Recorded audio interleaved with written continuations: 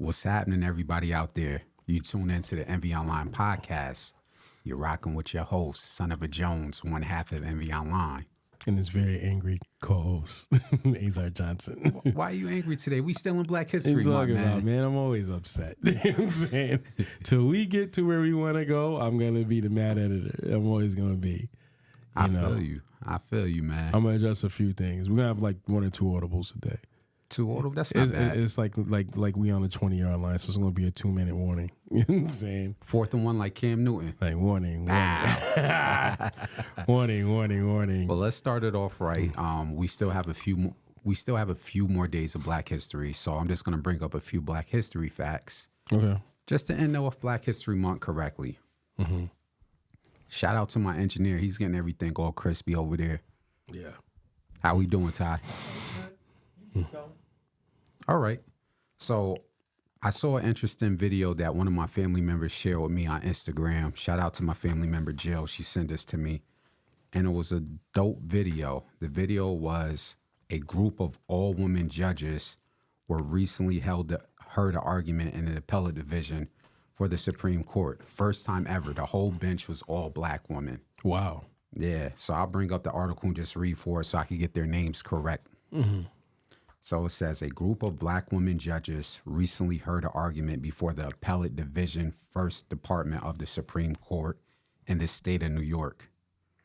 The historic First of New York, the judges include presiding Justice Diane Renwick, hope I'm pronouncing the last name correct, Justice Tiana Kennedy, Justice Marsha D. Michael, and Justice Pitt Burke. I'm pronouncing the last name. I can't pronounce the first name, so please forgive me. So that was dope to see good representation in the Supreme Court, which is the judiciary branch. That's the judicial branch. The judicial branch. So just wanted to point that out because they said that's the first time ever the whole bench was nothing but black women for the Supreme Court in the state of New York. Wow. Let me get your opinions on that, man. That's very big. Especially with everything that's going on right now. That's very big. That's a positive image we need to see and we need to hear about, especially, like I said, with everything going on. I think it can be also inspirational. You know what I mean? I think we need to see more images of that and more stories being told of that because it's clear and evident we don't. We get to see, I'm not going to audible into nothing, but I will say this. I see a lot of things on social media and nothing is positive towards each other, about each other. So, I mean, other than inspiring things you see from maybe Wallow or Erick Thomas, E.T., the hip hop preacher, you don't really see any really positive images. So I think for this is very much needed and big. Definitely. And shout out to my family member, Jill, for sending me that because I thought that was very positive. Not too many articles on it. And I'm like, that should be blown up. Yeah. Huge. Of course it's not. Don't worry, we're going to put it out. And I want to go to our site. We'll figure it out. I want to piggyback off this. So we're still in Black History Month, and last episode I highlighted a historical black figure. So I'm gonna piggyback off of this. So I did some homework before this. So we're also on the eve of Women History Month, which is March, literally next week. So Black History Month and Women's History Month. So I'm gonna give y'all black historical figures so you guys can research on your own. I'm gonna give you the bullet points just to give some educational purpose. That person is Justice Constance Baker Motley. Justice Constance Baker Motley, born in Connecticut, 1921. This person is very important for the fight of civil rights. Constance Baker Motley started her education at a HBCU at Fisk University, but will transfer to NYU, get her degree in economics in 1943. But then she will go on to receive her bachelor's in law from Columbia in 1946. While completing her degree, she was hired by Thurgood Marshall to work at the NAACP Legal Defense Fund, where she worked for over 20 years, and she was key in fighting and desegregating the South. She was a pioneer civil rights lawyer for the NAACP Legal Defense Fund, an educational fund that argued over 10 cases before the U.S. Supreme Court. She was also the first black woman to serve as a federal judge. She also served as Dr. King's lawyer. So when we hear about the fight for civil rights and some of our freedom fighters needing needing lawyers to back them, she was one of them. Motley spearheaded 1960 court cases and desegregating the University of Georgia, also the University of Mississippi. There's a lot of other bullet points, but if you just look up Justice Constance, let me get her name correctly, Justice Constance. Right here. Correct. Thank you for that graphic. Yes. If you look her up, you'll get a whole length of information. And she graduated from Columbia University. So that was me piggybacking off of the judges that we talked about earlier. And I thought it was important for Black History Month as well as Women's History Month to highlight that person. Got anything you want to add to that? No. I like I said, I like the images, the stories that we're sharing on here, because I think it's something that we need to showcase and display. Like I said, where everything we're seeing on social media nowadays, it's more than ever needed. Not to say there's not positive images, but a lot of the things we're doing is debating, trying to say who's proven right, but we forgetting about our history and how far we've come. So to see those images, maybe it should inspire something other than you trying to figure out how you don't want to date a bus driver. Shots fired. Let's stick on topic, because this was positive, but I get you. Yeah. What are you talking about, man? I didn't say nothing. I just Gotcha. I just making a point. I think it's a great thing, though. On jokes aside, it is, because I think, let me tell you, like, when you do this, it's very big. Even though, it might not seem like it's reaching out, it is reaching out. Because I remember, like, in the Source magazine, they used to have things where they were shouting out people of color and talking about their contributions and things that they were doing in books and everything like that. That's definitely missing from the magazines, right? And I'm not going to go into no spill. But I think when we do this, it's important, because where else are you going to see this? Where else are you going to hear this from? Where reports are you going to get it from? Everybody's too busy debating about something that's going against the culture and the people. And they're not showcasing this. They're not showcasing and displaying the positivity and achievements of our people. So I think this is big, and that's kind of the point I'm making. To give you an example, like, I wouldn't know who John Henry Clark is if it wasn't for the Source. They were the ones that I saw this big article on this older Black guy gentleman, and I was like, who is that? And I started reading about him. So, like, once time went on, I started realizing who he was. And that's how, like, I got to know who he is. I wouldn't have known who he was had he not been in the Source. So I think the relevancy and importance of what we're doing as far as displaying these achievements and showcasing these individuals is extremely important. Because there's somebody out there watching that's going to see this and probably keep going with it and look more deeper into it. Definitely. And like I said, when I started it off, when we had that fight for civil rights, there was prominent figures that we know about. Mm-hmm. I had to look into this when I saw the initial post about the all Black women judges, and I said, hey, there had to have been a woman during that time period that was fighting for us, and popped up. Constance Motley. She was the first African American woman who was appointed federal judiciary and serve as a Senate in the state of New York. Like, that's big during the 60s. Yeah. So salute to her, and thank you for fighting for us during that time period, and also fighting for our civil rights movement. Facts. Now, let's get into it. The crux of our podcast is talking about hip hop, so we'll move on to our hip hop segment. Okay. We're still within the 50th year of hip hop, so we're celebrating hip hop, and we're giving a lot of flowers, and people seem to like this segment of ours, right, where we're shouting out artists, DJs, producers, and so forth. The last podcast, we started off doing our first half of respecting the DJ and paying homage to the DJ. You told me you wanted to continue that, so we're going to continue giving flowers to these specific hip-hop DJs, because they paved the way for a lot of artists, man. Yeah. So the two DJs you said you want to talk about, and you're going to throw some audibles and some shout-outs, but primarily you want to talk about DJ Clue and DJ Premier. So I'm going to let you take it away. I'm going to go with Premier first, because I think, he's like a legend in hip-hop. But he is a legend in hip-hop. For people that don't know who DJ Premier is, he's Gangstar. He's one half of Gangstar. That was a crew, him and Guru. So Premier used to do the beats, as Guru says. Premier does the beats. Anything closest to, don't take it personal. So he did the beats, but he also scratched. on a lot of the records that him and Guru did and Gangstar and the albums, you can always hear scratching at the end of the song. But I think Premier doesn't get enough credit for that. Like it was so ill. We accepted it. Like it was just part of the record. You know what I'm saying? That was kind of hard because the only other DJ I know that was doing that, if I can distinctly remember, was DJ Scratch. He was the only one. He was doing that on NPMD's records. Go back and listen. Point I'm making is that Premier is like a legend. And it wasn't that, and I'll get into the whole spill about that a little later. What makes Premier a legend is that, you know, he's went through the hands of time. I mean, Premier, if I'm not mistaken, we talking 92, early 90s. 92, yeah, like early 90s. And now we're all the way up to 2022. He's still Illmatic. And he's been part of Illmatic Records to kind of give you a hint of where he's going. Now, I have no papers in front of me. So I'll let you freestyle, but I'm going to throw in something, right, not to cut you off. Okay, so the thing is like, we can, Gangstar alone, if you look at The Wick, Take It Personal, Suckers Need Bodyguards, he was part of, now that's just Gangstar, right? Not talking about Big L. And I'm not talking about Big L. I'm not talking about, oh my God, Illmatic, Nas's first album. He did Unbelievable on Biggie's first album. He did records for Fat Joe. He did records for M.O.P.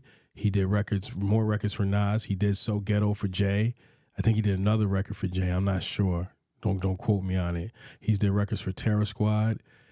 All his contributions have contributed to either classic artists that have made great like classic records off his beats, or it's contributed to a classic album that a classic artist has made. So either way, he's been part of that great process. If I was to make a analogy, he's, for people that know sports, Jordan, you know, when he was coming at his prime, right? He went and got a trainer named Tim Grover. For anybody that knows, that's who Kobe went and got when he wanted to go to the next level to be the Black Mamba. So the point I'm making is that DJ Premier is like Grover, Tim Grover. He's that guy. You go to him if that's who you wanna say, yo, I wanna, you know, I'm that cat. I can spit. I can do whatever I want. Like, and I need that beat to showcase lyrically who I am. DJ Premier is the one you go to. That's who you're supposed to go to. No disrespect to any other beat makers, because there's so many great beat makers. But when I'm talking about you need to show you can do what you can do on the mic, Premier is the guy. I would love to hear, I would love to hear Simba on a DJ Premier beat. West Coast. Yeah, I don't know if Simba's done a record with him yet, but I haven't heard anything. But I would love to hear Simba on a DJ Premier beat. And one thing I like about Premier, remember I interviewed DJ Thorough years ago, probably a decade ago. Yeah. And one thing he said in that interview is he pays homage to DJs like Premier because he's one of the select few that's actually producing the record. Yes. He said DJ Premier, Marley Marl, and Pete Rock. Yep. That's who he put into the discussion. I'm going to say that again slowly. DJ Thorough from Harlem, who you guys know from This Is 50 and just being a legendary DJ. Yeah. When I asked him who his favorite DJs were, the difference between a golden era DJ and today's DJs, he said yesterday DJs, the golden era DJs actually produce records, and those are the three he named. DJ Premier, Marley Marl, and Pete Rock. I'm going to let you go back in. No. Yeah, I love that you brought that up. My whole thing is that he's, just the records he beat. You know what? You always ask me too, like, yo, what's your favorite Premier record? There's so many, but the one that sticks out to me is the Shit Is Real by Fat Joe. That's the best record I've ever heard Premier do. Like, if you go back and listen to the remix. Now you know there was some legendary records, Down for man. the real. Like, go listen to Fat Joe on that remix. That's Premier on that. And I didn't know that was Premier.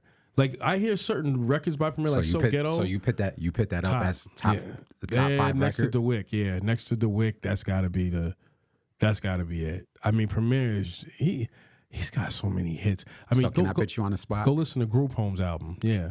You just named the Fat Joe record. You named The Wick.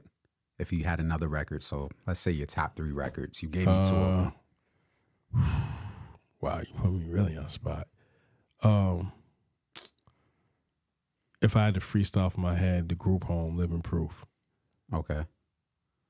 And then there's J. Rue the Damage's first album. And his second album. And The Sunrise in the East. And there's Crooklyn Finest remix with Chubb Rock and them. That's Premier too. Nobody knows that. So hear what I'm saying is, I would say that's another record with OC, Chubb Rock. Who else was on that record?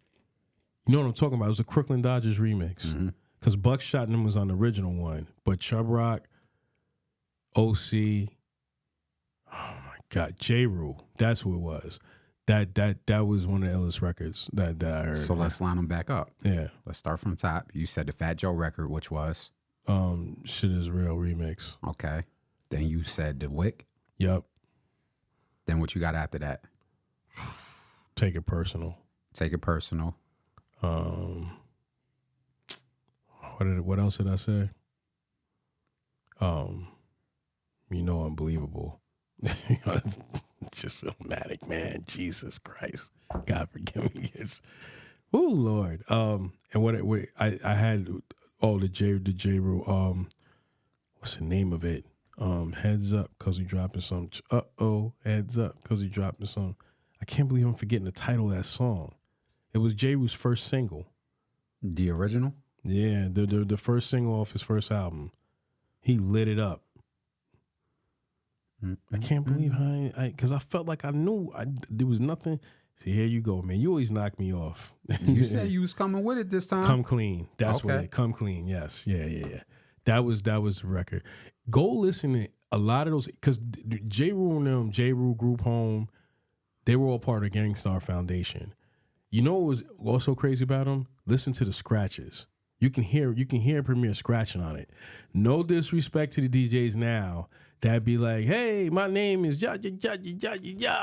But you don't hear a mix or a scratch. DJ Drama. Yeah, I ain't gonna say nothing. And I love him too. I'm a fan of him, but I don't hear no mixing, man. I don't. I really don't. And when you go, remember we was talking about Flex? Mm-hmm. When you go and listen to Flex's mixtapes that were on Loud Records, you can hear it scratching. He purposely was putting on old school records and like bringing it back and mixing it. You made it. The thing about Flex, I'm not trying to go back away. When you heard his mixtapes, you either felt like you was in a club or you felt like you was listening to him on Friday and Saturday nights in the streets of New York. That's the best way I can put it. With Premier, those beats, man, I mean the scratches, the mixes, if you're a real hip hop head, you appreciated it. And a lot of people, a lot of trust me, and he did a lot of big time records too for a lot of artists you don't realize. But Premier, he's the Tim Grover, man. Like you got to go to him. You want to become Jordan, you got to go to him. You want to become the Black Mamba of MCs, you got to go to him. If you can't rhyme over his beat and kill it, then you don't need to be rhyming. That's just what it is. I mean, the play school rhymes that are getting away today, good luck with that. I don't really care. That ain't my era, and I don't care. I don't ever want to be part of that. And like Erick Sermon said, that ain't hip-hop. Erick Sermon can rhyme over a DJ Premier beat. J. Rule the Damager can rhyme over DJ Premier beat. The Lox can rhyme over DJ Premier beat. Simba can rhyme over DJ Premier beat. So I don't want to hear that it's yo, you an old head, you not getting it. No, that music sucks. That artist sucks, and we don't want to hear nothing about that. We don't. I concur. Wayne can rhyme over a DJ Premier beat. They all can. All the illest cats can. 50 Cent, all of them. They all can. He even brought a present with also another group that you didn't mention, Prime, with him and Royce the 5'9". Yeah, okay. He collabed with him. Okay. That was a hell of a collaboration. Right. Salute to Royce the 5'9" and the work he put in with DJ Premier. Yeah. Legendary. Eminem can rhyme over a Premier beat. See, they go and rhyme over it. That holds no weight that you have a top 5 record, man. That's only one element of it. You got to show me. That's what made Big special. He could do the tracks that for the cats in the underground in the streets. He can make the records for the women. Get what I'm saying? Mm-hmm. And if you can't rhyme over Premier beat, I only going but so far. Look at you. Puffy ain't stupid. He knew he went over there and got him a few times. So I don't know. Can we mention that he attended at HBCU? We sure can, sir. Shout out to Premier. It says he attended Prairie View A&M University. That's okay. HBCU, correct? Yeah. Yes, sir. Where he performed in the Marching Storm Band. So that's big. Yeah. Premier was that dude, man. I mean, the Mass Appeal. There's so many records. Yo, when I'm in the gym, I blast that Mass Appeal record. For some reason, the way Guru comes in on that. Yeah. Like, Yeah, there's probably other people that you can say is more lyrical on a Premier beat, but the way that beat drops, dun, dun, dun, dun, and then Premier comes in spitting that fly shit. I mean, Guru comes in splitting that fly shit. Yo, that Mass Appeal shit, that get me hype in the gym. I be ready to bitch like 300. I think his best album, the most classic album. All his albums are great, but Hard to Earn was the best album. I mean, go back and listen to the beats he dropped on that album, and then introduce you to the group home, and I think J. Rule, and introduce you to him because there was a track on there where he switched up the beat, and they were all going on each of. There was let me see, group home was 2. There was 3 of them, and it was and Malachi came in, then J. Rule went in, and then and then Little Dap, he came in, so they all were going on, and he switched the beat up. The Hard to Earn album is a classic album. It's 5 mics. For Gangstar, right? Yeah. Okay. Yes, that's Hard to Earn. That's got the Wick on it. It's got Mass Appeal. There's so many records on there. It's like It's like hit after hit. Fake MCs. What is it? Words from Nutcracker. That's the one where they were freestyling.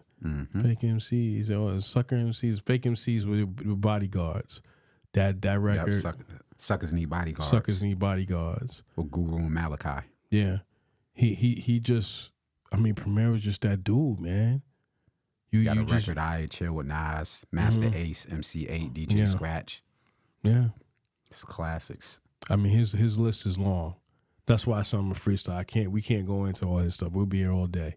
You know what I'm saying? No doubt. Just a legend. He's just a legend. It's just what it is. It's a legend, man. I even like that work he put in on Nas' recent compilations. He was on there. Oh, he was? Okay. Oh, yeah. I ain't going to dig into the discography like you said, but he put in some work on Nas' recent albums. Lord have mercy. Yeah, he probably, you don't hear him as much because look at the trash that's coming out. He's not releasing his, I don't know Premier. Okay, so. I'm not speaking for him, but he's not going to release his classic beats to that trash rap that's coming out. You just gave one person. Yeah. So the person you gave, I want you to go in for a few minutes on this. We talk about modern MCs today amongst the other artists. You said Simba for the West Coast, and I agree with you. Simba's an L artist. Yeah, I love it. Is there anybody else? Because I got one person I just heard of, but is there anybody else you would like to hear? On the East Coast? In general, East, West, down South. Detroit got it popping right now. Trying to think of who we've been listening to lately. What's crazy is the person I think I'm about to bring up is from the West Coast too. I got to do my research on because we just released a few videos on the site, and there was somebody I saw. You better not take my person, man. No, I won't. I promise you. I got you, baby. I got you, cuz. Here we go. No, I'm gonna leave that one alone because I know that's where you're going. I'd love to hear Saigon on a Premier beat. I love to hear him. See, I want to hear Saigon on a Premier beat, but I need him to follow through. Like what you mean? You can't do it. You can't get a classic Saigon verse on a Premier beat. Then he disappeared for 7 years. Because that's what he did after he gave us that last album. He just went ghost. Yeah. I brought all of his other albums, independent. That independent work he put out. So he'd be a dope person on a Premier beat. Yeah. I know. I there's somebody else I was gonna say. I'm gonna let you. So the person I want to hear, he's a young cat. I just got put onto him because I posted his video. He just did a single with Pusha T. He's from the West Coast, just like Simba, under Top Dog Entertainment. His name is Ray Vaughn. This cat is ill, man. He's coming. I don't think you understand.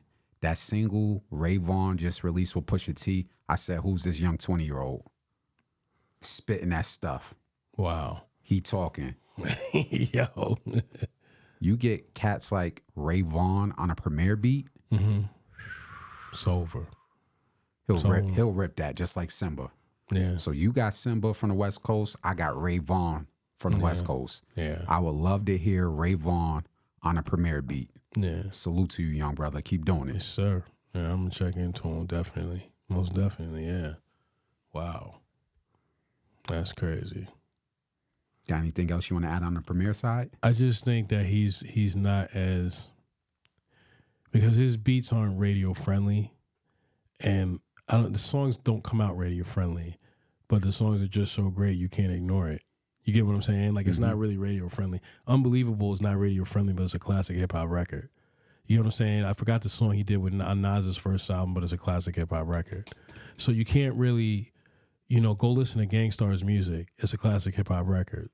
They're all classic hip hop records. The Wick is a classic hip hop record. That was probably the most radio friendly song he had. That's probably it. Otherwise than that, like Take It Personal. The girls look so. He was on Stillmatic with Second Childhood. Yeah.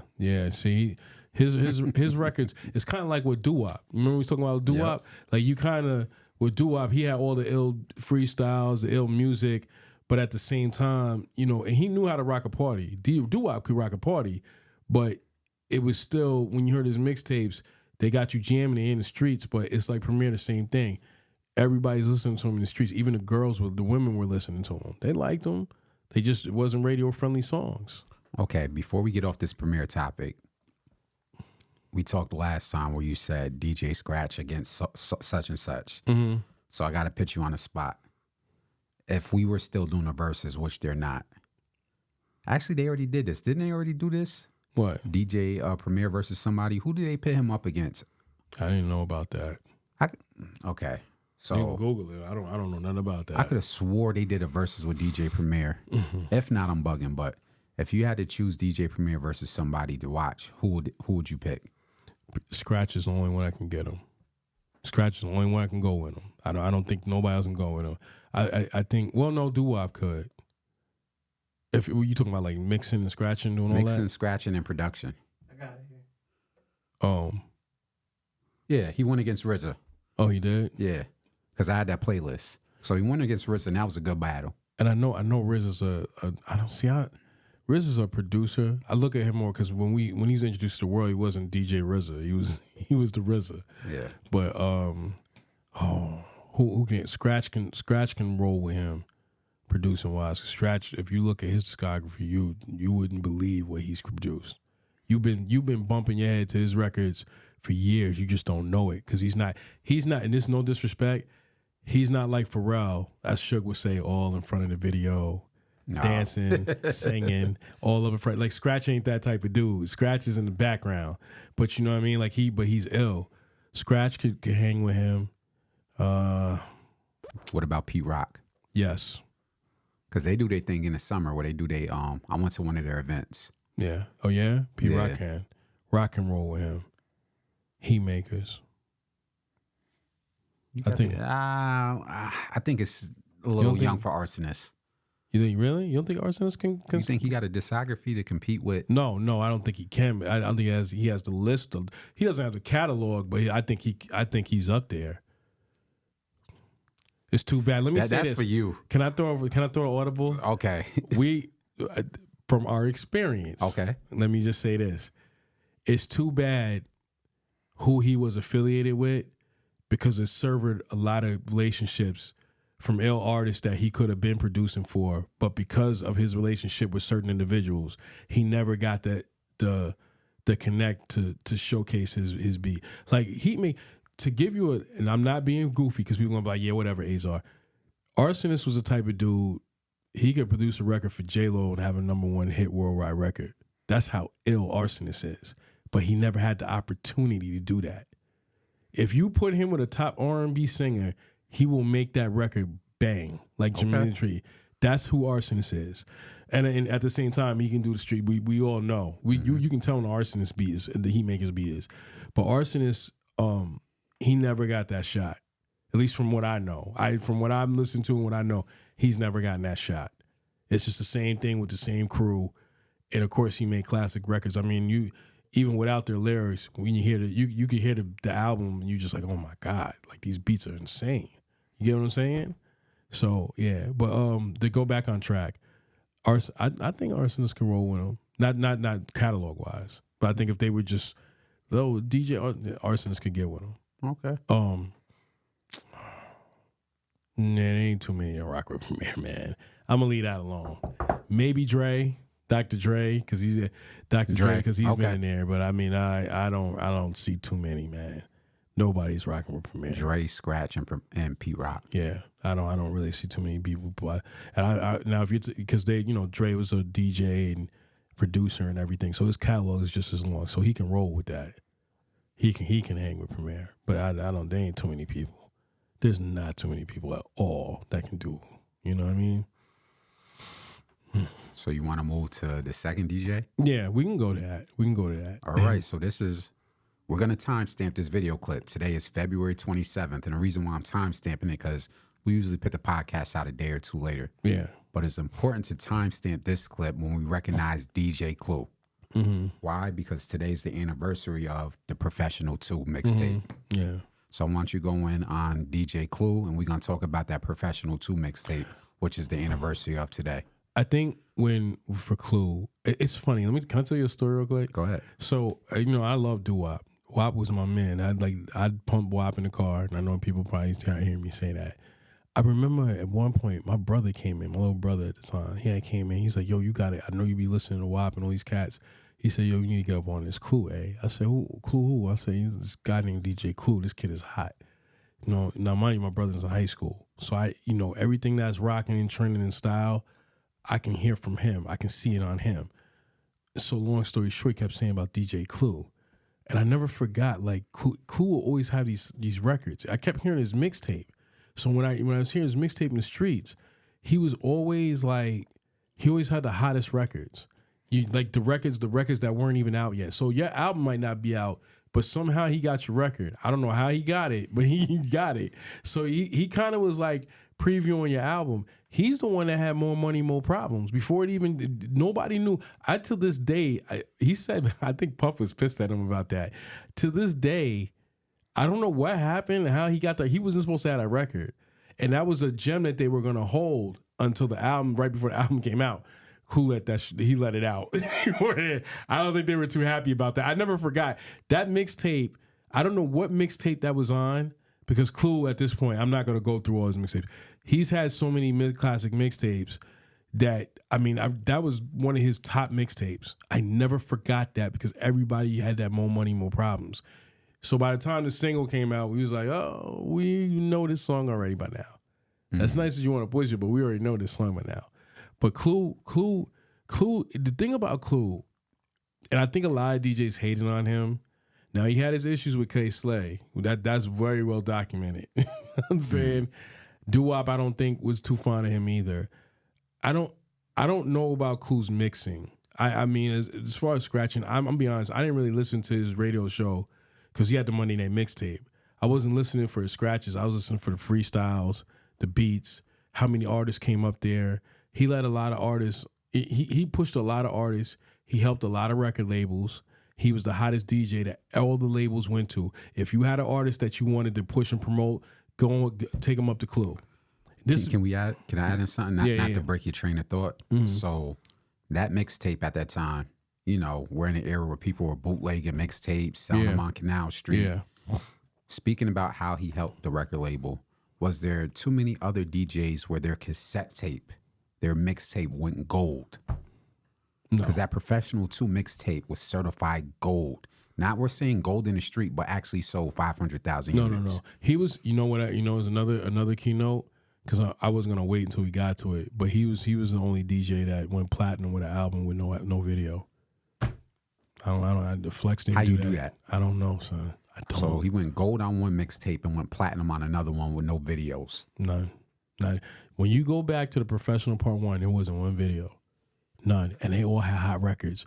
And I'm talking about the Rough Riders remix, Rough Riders Anthem remix, right? There's the Fantastic Four. If you go back and listen, that's old Cameron. That's Cameron. You don't even want to, I'm done. SDE Cameron. Yeah, you don't want that smoke. And they kind of give you, there was classic records on that. Oh my God. There was the Mobb Deep song with Big Noid. Like, you messing around with Av, you messing around with P, you messing around with P, and then you messing around with me. 3 ill from the NYC. What? Like that. And then he had the Fantastic Four. With Cameron, Big Pun, Nori, and Cannabis. Yeah. Which Clue had that album. that was another classic album. I know what track you probably liked on this. Yeah. The Fantastic Four was the best. It's My Thing 99, EPMD, Keith Murray. Yeah. It just you know what was crazy about that? You expected it to be a mixtape, and at the end of the day, it surpassed expectations. I don't know how he pulled that off.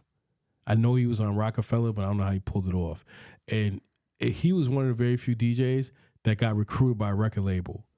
Like, that's another thing with Rockefeller. They say Rockefeller Trends, and there were a lot of trends. They were really the only ones that said, yo, we're going to get with this DJ and do an album. Like, Loud was a record label. But when you talk about Rockefeller, they was like the streets. Like, they was Jay, Bleak, Beans, all right. Mm-hmm. So you got all them. You know what I mean? They were real. They were like a record label that we could relate to. Correct me if I'm wrong. Yep. And they recruited DJ Clue. They said, "Yo, we know what you do." I mean, he was selling platinum. His mixtapes were selling out. This is why I mentioned that. Like, at that era that we come from, people bought cassettes, but when you said mixtape, people were like, "Oh, I could get that from the mom and pop shops, and I can bootleg that." Yeah. So you wouldn't think of a mixtape going platinum, Yeah. and then the next one going gold. Yeah. And as you said, that mixtape went platinum with no video. How do you do that? No, I don't know. With the Professional 1 and Professional 2, got to put you on the spot. Which one do you think is better despite album sales? 1. Okay. 1 was classic. And if you go back and listen to the Professional Part 1, you can hear everybody brought their best. I think that's another thing. Because and I'm not going to sidetrack because, we said we're going to stick to what we're going to stick to. When you talk about DJs, there's only certain DJs that can bring the best out of you. I think that's why I love doo-wop.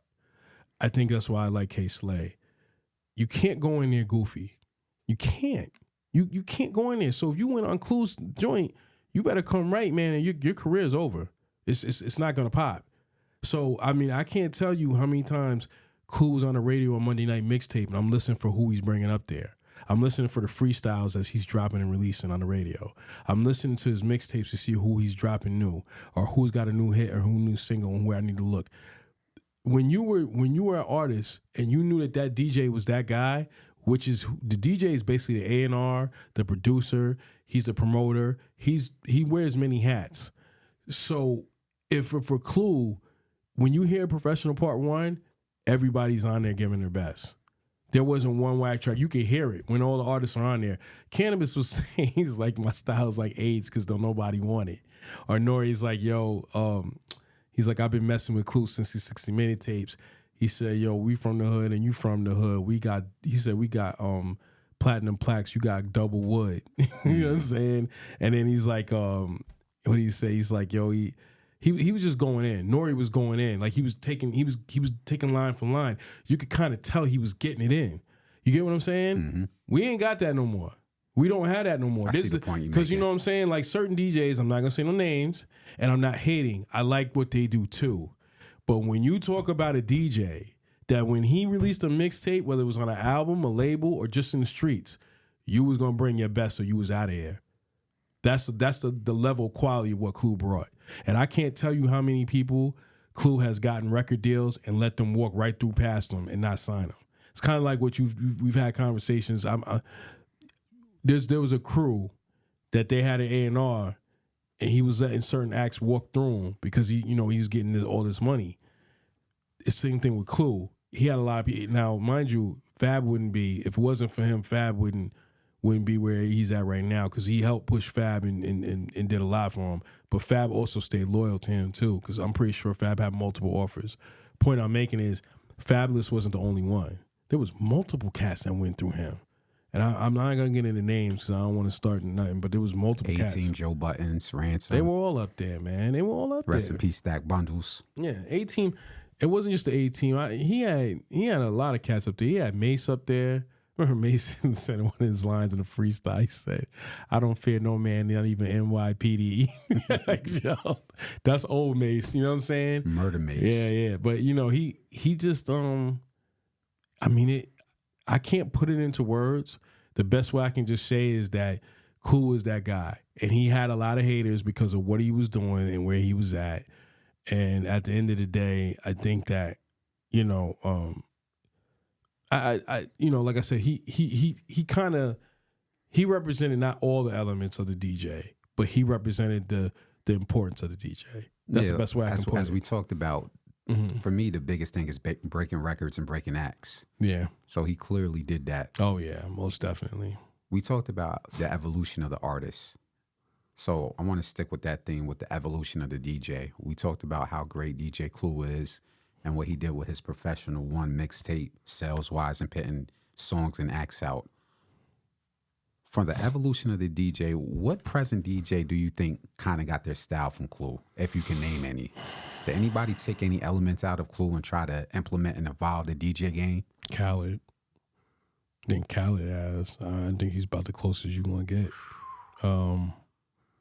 Because he's always like, DJ Khaled. So you saying DJ Clue birthed Khaled? No, I didn't say that. I will say you being shy, man. No, listen. Oh, man. What I'm saying is that Khaled is the closest to what we got of Clue right now. But the difference is though, can I be honest? The difference is that with these DJs now, so Khaled is where he's at right now. And I know Khaled, I know his story. So I don't know him personally, but I know his story. So he was doing some of that. The difference between him and Clue is, even when Clue was at his highest, Clue was still on the radio. He was still pushing artists. Like, he still went back and said, yo, I'm going to go back over here. Okay. I'm not going to leave this angle. You get what I'm saying? I'm breaking records, and I got the albums with The Rock, but I'm still over here on Hot 97 with Monday Night Mixtape. Do you get what I'm saying? Khaled ain't going to do that no more. That's Khaled. I'm not going to say it's beneath him, but he's just not going to put that energy towards that no more. Okay. That's the difference between these DJs now. I don't know. You're asking me some. I think maybe Who Kid. Who Kid is the only, and I don't want to say Who Kid. Who Kid he's an ill DJ. If you go listen to Shade 4-5, he's an illmatic DJ. But as of for right now, I don't really know too many people. I don't. I just don't know, man. We're talking about two legendary DJs, and what I'm looking at now, it's just sad that it doesn't seem like the relevancy matters. Okay. They're not even in, like, you know. Let me go here. Remember what we did last time? We was like, oh, we're going to have to do a part 2, and then we start naming some people. I'm going to do that in a minute, but I just want to say this for sure. There was times when you saw the DJ was part of the group. Mm-hmm. Go look at Lords of the Underground's DJ. He was part of the group. His name is slipping right now, and I had it all in my head. But his name. So let me, before I go, I'm going to let you pull that up first before I get into it. But the DJ was part of the culture. It doesn't seem like that anymore because I don't know, for whatever reason. I don't know how that happened, but, when somebody's releasing a mixtape, I'm listening. DJ Lord Jazz. Lord Jazz, that's his name. I forgot. Jazz, I apologize, man. Yet I had you right in my head at the beginning of all this. But DJ Lord Jazz, so we're going to do that now. So I want to shout out to certain DJs, like DJ Lord Jazz, DJ Pete Rock from Pete Rock and CL Smooth, DJ Mathematics from Wu-Tang Clan, that was part of it. Erick B from Erick B and Rakim, he was a big element and a part of the hip hop culture. Of course DJ Scratch with EPMD. You just look at these DJs, man, they're all great. They're not just great DJs, they're legendary DJs. DJ Marley Marr, they're legendary DJs. As I said before, DJ Coco Chanel. I remember her with Ladies Night, and that was big because she was a lady, a DJ, a female that was repping for the women. You get what I'm saying? That was a big deal. So I don't think. See, it's kind of like it's sad. When you're in it, you don't understand it, but as time goes on, you look back and say, "Damn, like this is what we were doing," and you don't realize that that's what you was doing. You made an interesting point before we get off this topic. How the DJ was a part of the crew. Mm-hmm. What crews are out that we can even say that's their DJ? This is what he's known for. Like, yeah, you got G Unit, but G Unit's kind of dispersed. It's really 50 Cent led. Yeah, you got some. You got some acts down south. I don't think Who Kid was even on the tour. Nope. No, when I saw him, I didn't. You got Top Dog Entertainment, but who's Top Dog's? Who's TDE's DJ? You see what I'm saying? Yeah. They got Kendrick Lamar. They got Ray Vaughn. They got some acts over there, but Who's the DJ leading the helm for TDE? Yeah. Maybe I'm missing it, but hopefully somebody in the comments can get me correct. Yeah. So when you talk about the DJ being an important piece of hip hop, where is today's DJs that's leading the helm of today's crews? To give an example, remember when the Locks went up against Dipset? when they was like, yo, Tech, put on this record. Yo, Tech, let's go. Did you hear how it sounded different? He was in sync with the crew. Right. As opposed when the Dipset was, it didn't seem right. There was something off because your DJ ain't rocking with him. So it don't seem right. It's more than just putting on a record. Records. Yeah, you got to know what you're doing, man. And we heard the difference because he was just trying to play some today's records. Yeah. DJ Scratch knew when to cut the record off. Right. When Jadakiss was breathing. Yes. He was in tune with the locks. Yeah, Tech. Tech tore it up. I couldn't see Tech, but just when Jada kept shouting him out and I was hearing how he was going in with the like you said, like stopping and starting all that, that's the element. There's a difference when you got a DJ behind you, and I don't think they get that. There's one more thing too I want to blow up before we get off this topic. Let me shout out the DJs in our area that probably have never gotten any credibility. They get credibility, but I don't feel like they get credibility. So I mean, there's DJs like DJ Air Alert. Say his name again. DJ Air Alert. A Alert. Okay. Air Alert. Yeah. So he's a long time DJ from up here from Albany. DJ Swift and Crush. They was two ill DJs back then. They played a lot of records. They broke a lot of their mixtapes showcased all this hot stuff in the street. All the hot stuff in the street. So for people that don't know, like sometimes you can't get a Clue or doo-wop mixtape over here. Sometimes you couldn't do that. And for people that's wondering what we're referencing, we're talking about upstate New York, where we're from. But go ahead. So Swift and Crush was representing Albany, and they had a lot of banging records on there. I knew what was hot on a lot of artists' albums because Swift and Crush. I knew it was hot. And back then, it's not like technology now. You can't have satellite radio and all that. They didn't have that. They were just hot all over the streets. I think the number one DJ, from what I recall when I was young, was Young Wise. I think when you talk about who was the voice and who to listen to and who was the man, it was DJ Young Wise. Anybody wants to dispute that, go knock yourself out. I really don't care. I'm telling you, when I was running around, I would hear about DJ Young Wise all the time. He was the voice. You listen to his mixtapes. You listen to whenever he did something, he had a crowd rocking. Wise always was the representation. So salute to those DJs. Also, if you want to ask me, I think who now, if I'm not mistaken, I think DJ Biz. I keep hearing his name. I thought one that's my age. Yeah, DJ Biz is kind of who's rocking now that everybody kind of listens to. He's kind of the voice. And I'll add one because he's been doing this thing for a while independently. Shout out to DJ TGIF. Okay. Yeah, he's from my generation, a younger cat, a couple years younger than me, but he's been moving independently. Hopefully, now I don't know if he ever put a mixtape out because I think it's important when you call yourself a DJ not to show up at parties, but actually put together a compilation of work where you're showcasing artists from this area. Maybe he has, so I don't want to discredit him, but shout out to DJ TGIF. I want to get it right. Okay. Yeah, for me, it was definitely DJ Biz. I think for right now. I think if you talk about anybody, Biz is probably definitely representation. I mean, I hear his name all the time, all around. So, because it's kind of hard for us to keep track of everybody because we're all over the place. But for who I hear now is Biz. But I know from back then, Young Wise he had the belt. He had the belt for a long time, very long time. All right, so salute to all the DJs we talked about. Salute to DJ Premier, and salute to DJ Clue, which today, February 27th, is the anniversary of that legendary Professional 2 mixtape that came out. Yeah, the Professional Part 2.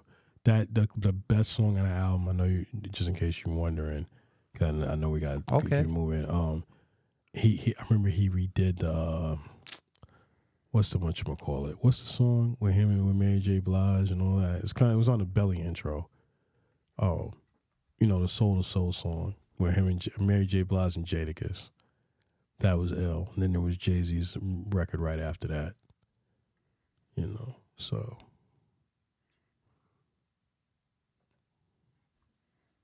You said with Mary J? Yeah, it's a soul record. Oh, Back to Light too? Yeah. All right. And shouts out to DJ Who Kid and Green Lantern. There's another two that don't get credibility. I've heard them on radio shows before Shade 4-5 doing what they know how to do best. That's all I'm going to say about that. Shouts out to them, too. So salute to the DJ. Yes. Let's move on to our next segment. See, your boy Uncle Murder got an album coming out finally. Yeah. I didn't get a chance to listen to it all the way, Yeah, but he was talking this talk on that.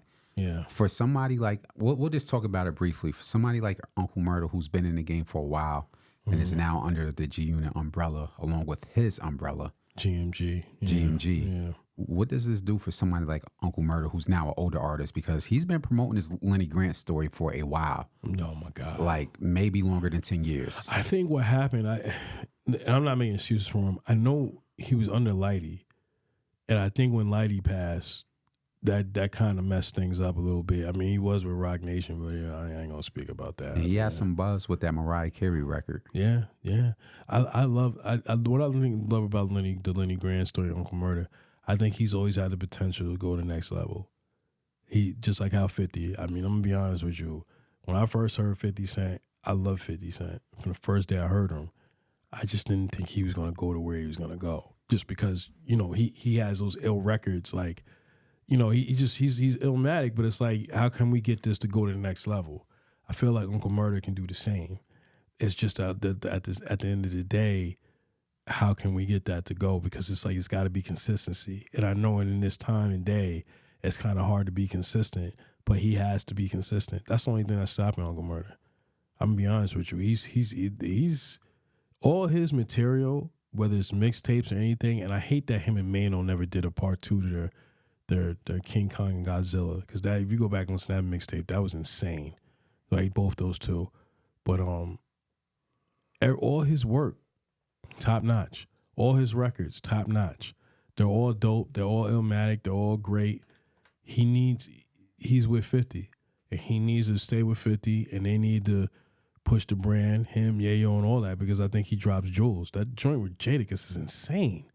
I mean, it's just his flow, and it's crazy. No matter what record he has, his flow always matches with it. That I don't know how he does that. Maybe I'm talking from a fan perspective, but I just, it is what it is, man. He's from Brooklyn, so I love him anyway. Salute to Uncle Murder. Yeah, much success on his new album. Hopefully he keeps pushing with that. Yeah. So another hot topic in hip hop. Where we going with this, D? Take that. Oh God, Your boy Diddy's back in the news. What? Oh yeah, yes.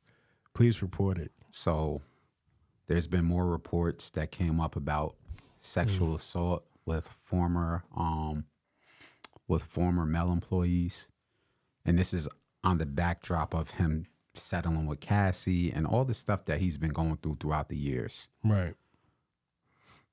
Some people are saying, oh, it's just a free-for-all now. People just going to start putting out lawsuits and trying to get him to settle. My question to you is, do you think where there's smoke, there's fire surrounding Diddy? Yes, absolutely. It's not, you know what? Let me answer that. Can I answer that? So the thing is they talk about now everybody's going to start coming out. Gene Dill been talking about this. He's been talking about this for years. Gene Dill said it all this time. He blew it up about that. Everybody knows. You know what? And I'm going to go this far. It's kind of like with R. Kelly. We all knew what he was doing. We all saw the tape. Nobody said we nothing. all saw the marriage license, and everybody just kind of looked the other way because he's that much of a talent. It's the same thing with Puff. We've seen and heard the stories where he has snake people. Consistently. Mark Curry has talked about this. I know at one point him and Mary J. Blige wasn't talking because of his behavior.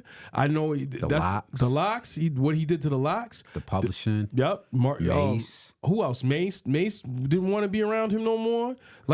At some point, Cameron talked about when he was hanging out with Mace, he saw some stuff at the house and was like, "What the hell is that?" Said he saw something in the brownstone. Yeah. Said Mace came out. He said he saw Mace come out of Puff bathroom, and he said he saw a dildo in there. Yeah. This is Cameron's word, not Enveonline. Cameron said, "Yo, what's that?" He said, bad boy, that's his bathroom. He did the whole Mace voice. But going on to what you said, we all as a community have been hearing these stories consistently. It's not just one disgruntled employee. It's everybody around him. Yeah. But go back in, because I got a lot to say. No, it gets to a point where you like looking like, what you doing? And we all look the other way. So at some point, you know, I think Danny D. Kane had talked about that from day one. They like after they had kind of got away from it, was like, yo, this is what we had to go through. If people say, why didn't you say nothing when you was in the mix? You're kind of up under this umbrella. It's like kind of being at a job. You know you really don't want to be there because of the disrespect, but you tolerate it because you just got to wait till you make your next move. You kind of just got to eat. It's like what you say, eat a shit sandwich sometimes until you get to the next move. You're going to eat this for right now. But when you get to where you got to go, or I'm going to come back and deal with you. So I think that's what's happening now. People are like going at him. I don't think, you know, it's just real funny. And I don't judge anybody. I think, you know, you do whatever you want to do. But it's clear with his behavior, his bullying, his disrespect, his cowardness, his putting people in horrible predicaments. If it wasn't for him, I know it's going to sound crazy, Big would still be alive. Gene Dale said this consistently. Why for 20 are you years. going to L.A. when you know there's a beef out there? And Pac just died 6 months ago. You know better. He tried to play this whole coy. I didn't really? know nobody was after Can us. I answer that? So when the Bad Boy tour took off, why you ain't stop in L.A.? You took your ass all over the world. You didn't go to L.A. though. So when it came to your black ass being out there, you made sure you knew smart enough to know better to skip it. But when it was big, you was like, well, we're gonna get this money. Even you know I got a word for this. Yeah, I even said it in 5 different podcasts. Even when James Prince, I never forgot what he said on Drink Champs. He said, I remember the feds came to ask me about the Puff thing, and Nori was looking at him like, they came to you? He's like, yeah, we were all out there. He said, and I remember going to the Hypnotize shoot. And I was looking around like, yo, y'all ain't got no security out here? Now, Gene Dale had been said this, but Rap-A-Lot Cat was talking like, I was seeing something goofy out here. And I even told Puff and them like, yo, you can't be out here running around no security. What you doing out here? You know what I'm saying? Like, D-Rock and C's. Willful ignorance. Yes. Yeah. So I mean, all I'm going to say is that, yes, he's you know, he does what he has done. But, I mean, Puff is not innocent. You were in that shooting where Pac got shot. You knew something. I don't care what you say. You did the death of Biggie. I mean, every Bad Boy artist that leaves is always going into Craig jam. Mack. And we all seen how you cowered and threw Shine up under the bus when you went into that trial. So, I mean, we know who he is. We just act like we don't see the cowardness. I just don't understand it. But, I mean, that's just me. I mean, please, go ahead. Oh, you throwing me the alley-oop? Yes, sir. So what do I think about this Puff situation? Mm-hmm. I'm surprised that y'all all surprised. We can first start here on a lighthearted note. Mm. Should have been gave the Locks They Publishing and Artists They Publishing before last year when he put out that press release. Oh, my artists can have their publishing back 30 years later after he done used it up. Yeah. After we done have reports of artists saying, hey, I tried to look into this and get a lawyer to look into this, and he had my publishing head in his son's name, or he had my publishing head in his mother's name, so this is why we couldn't get our publishing, but you want to give it back to us 30 years later. That's just on a lighthearted note. Right. The second part is something I said in multiple podcasts, and I know I sound redundant, and y'all probably think I'm trying to trademark this. Black capitalism. How many times have I said that? Yeah. Black multiple capitalism times. is not going to save our black ass. Yeah. What does that have to do with Diddy? See, there's nothing wrong with black people getting money. I don't want to sound spooky about it. It's okay, get your money. Right. But there's a difference when you get your money to help your people out versus getting your money and acting like the same oppressive system that we've been in. Right. So this is basic. So we're in Black History Month, so I do a little bit of teaching and compare it to Puff. So when we deal about African American, we know there was a period of colonialism and slavery. Mm-hmm. So I'll just stay with me, folks. There was a few groups or categories you can place us in. Mm-hmm. You had the black people, quote unquote, whatever you want to call yourself, who were enslaved. Then you had a group of black people who were free that were trying to help the enslaved black folks get free. We had certain societies that was working to get them up north. Mm-hmm. But then you had the free blacks who wanted to capitalize like everybody else. And unfortunately, these were black slaveholders. Right. They were free blacks, but they were free black capitalists. Right. Black capitalism. So they were like, well, hey, they all got tobacco plantations. Why I can't have a tobacco plantation? And why can't I have some black people working in my backyard? We don't want to talk about this, but unfortunately, there's several books on this. Right. Whether it's the Louisiana Territory or over here in the 13 colonies. So with that context I gave you, the enslaved black folks, the free black folks, or the free black folks that were turned into capitalists, black enslavers, which bucket would you place Puff in? Go ahead, I'll wait. wait. Come on. The It's free not black hard. folks, what'd you say? I'll do it again slowly because we got to get you up to speed. Yeah, I was Here's the listening, like- buckets. Black folks who were enslaved, free black folks that were helping to enslave black folks, that's the second bucket, or the free black folks that were capitalists that turned into black slaveholders. Which bucket would you put Puff in? The free black folks that was turning on black folks and the slave puppets. Yeah. Basically the black enslaver. Yeah. Because everything he showed us that if this was 1850 or 1840 or 1755, he would be a black slaveholder. Yeah. Yeah. And it's not one incident. Every artist around him said the same effing thing. Yeah. Yeah. If you know, they don't really rock with him. Mace, The Lox, Danny D. Kane, what other group? Craig Mack. Yeah. Groups we never heard Big of. was trying to get out of there too. They So don't I wanna didn't talk just about do that whole soliloquy just to make something up out of thin air to talk about black capitalism. Puff has shown us who he is as a community. He's a black capitalist. He loves taking advantage of folks through the music industry and playing woefully ignorant about how he doesn't understand how he's exploiting people. So now here we are 30 years later, and now it's woe to me. Why is everybody coming after Puff? I'm surprised that y'all surprised. This is capitalist behavior. They want to use people. He wants to act like the same oppressive system that we're fighting against. Yeah. Unfortunately, when people in position of power get money, they show their behinds. Yeah. So when we heard about the Diddy, the Cassie allegations, which we've been heard about because we've been in tune with Gene Dill, and he's detailed this, and people thought he was just running his mouth. Yeah. We heard about this 5, 6, 7, 8 years ago. Facts. Gene Dill's story has not changed since 1998. And what year are we in? 2024. He's been consistently telling the same story before he ever made $1 off of YouTube. So this isn't a conspiracy theory. Yeah. We've been heard about this. So then there's going to be the conspiracy theory crowd that jumps on YouTube. They're trying to take the black man out. He was about to buy Sony Publishing. He was about to buy NBC.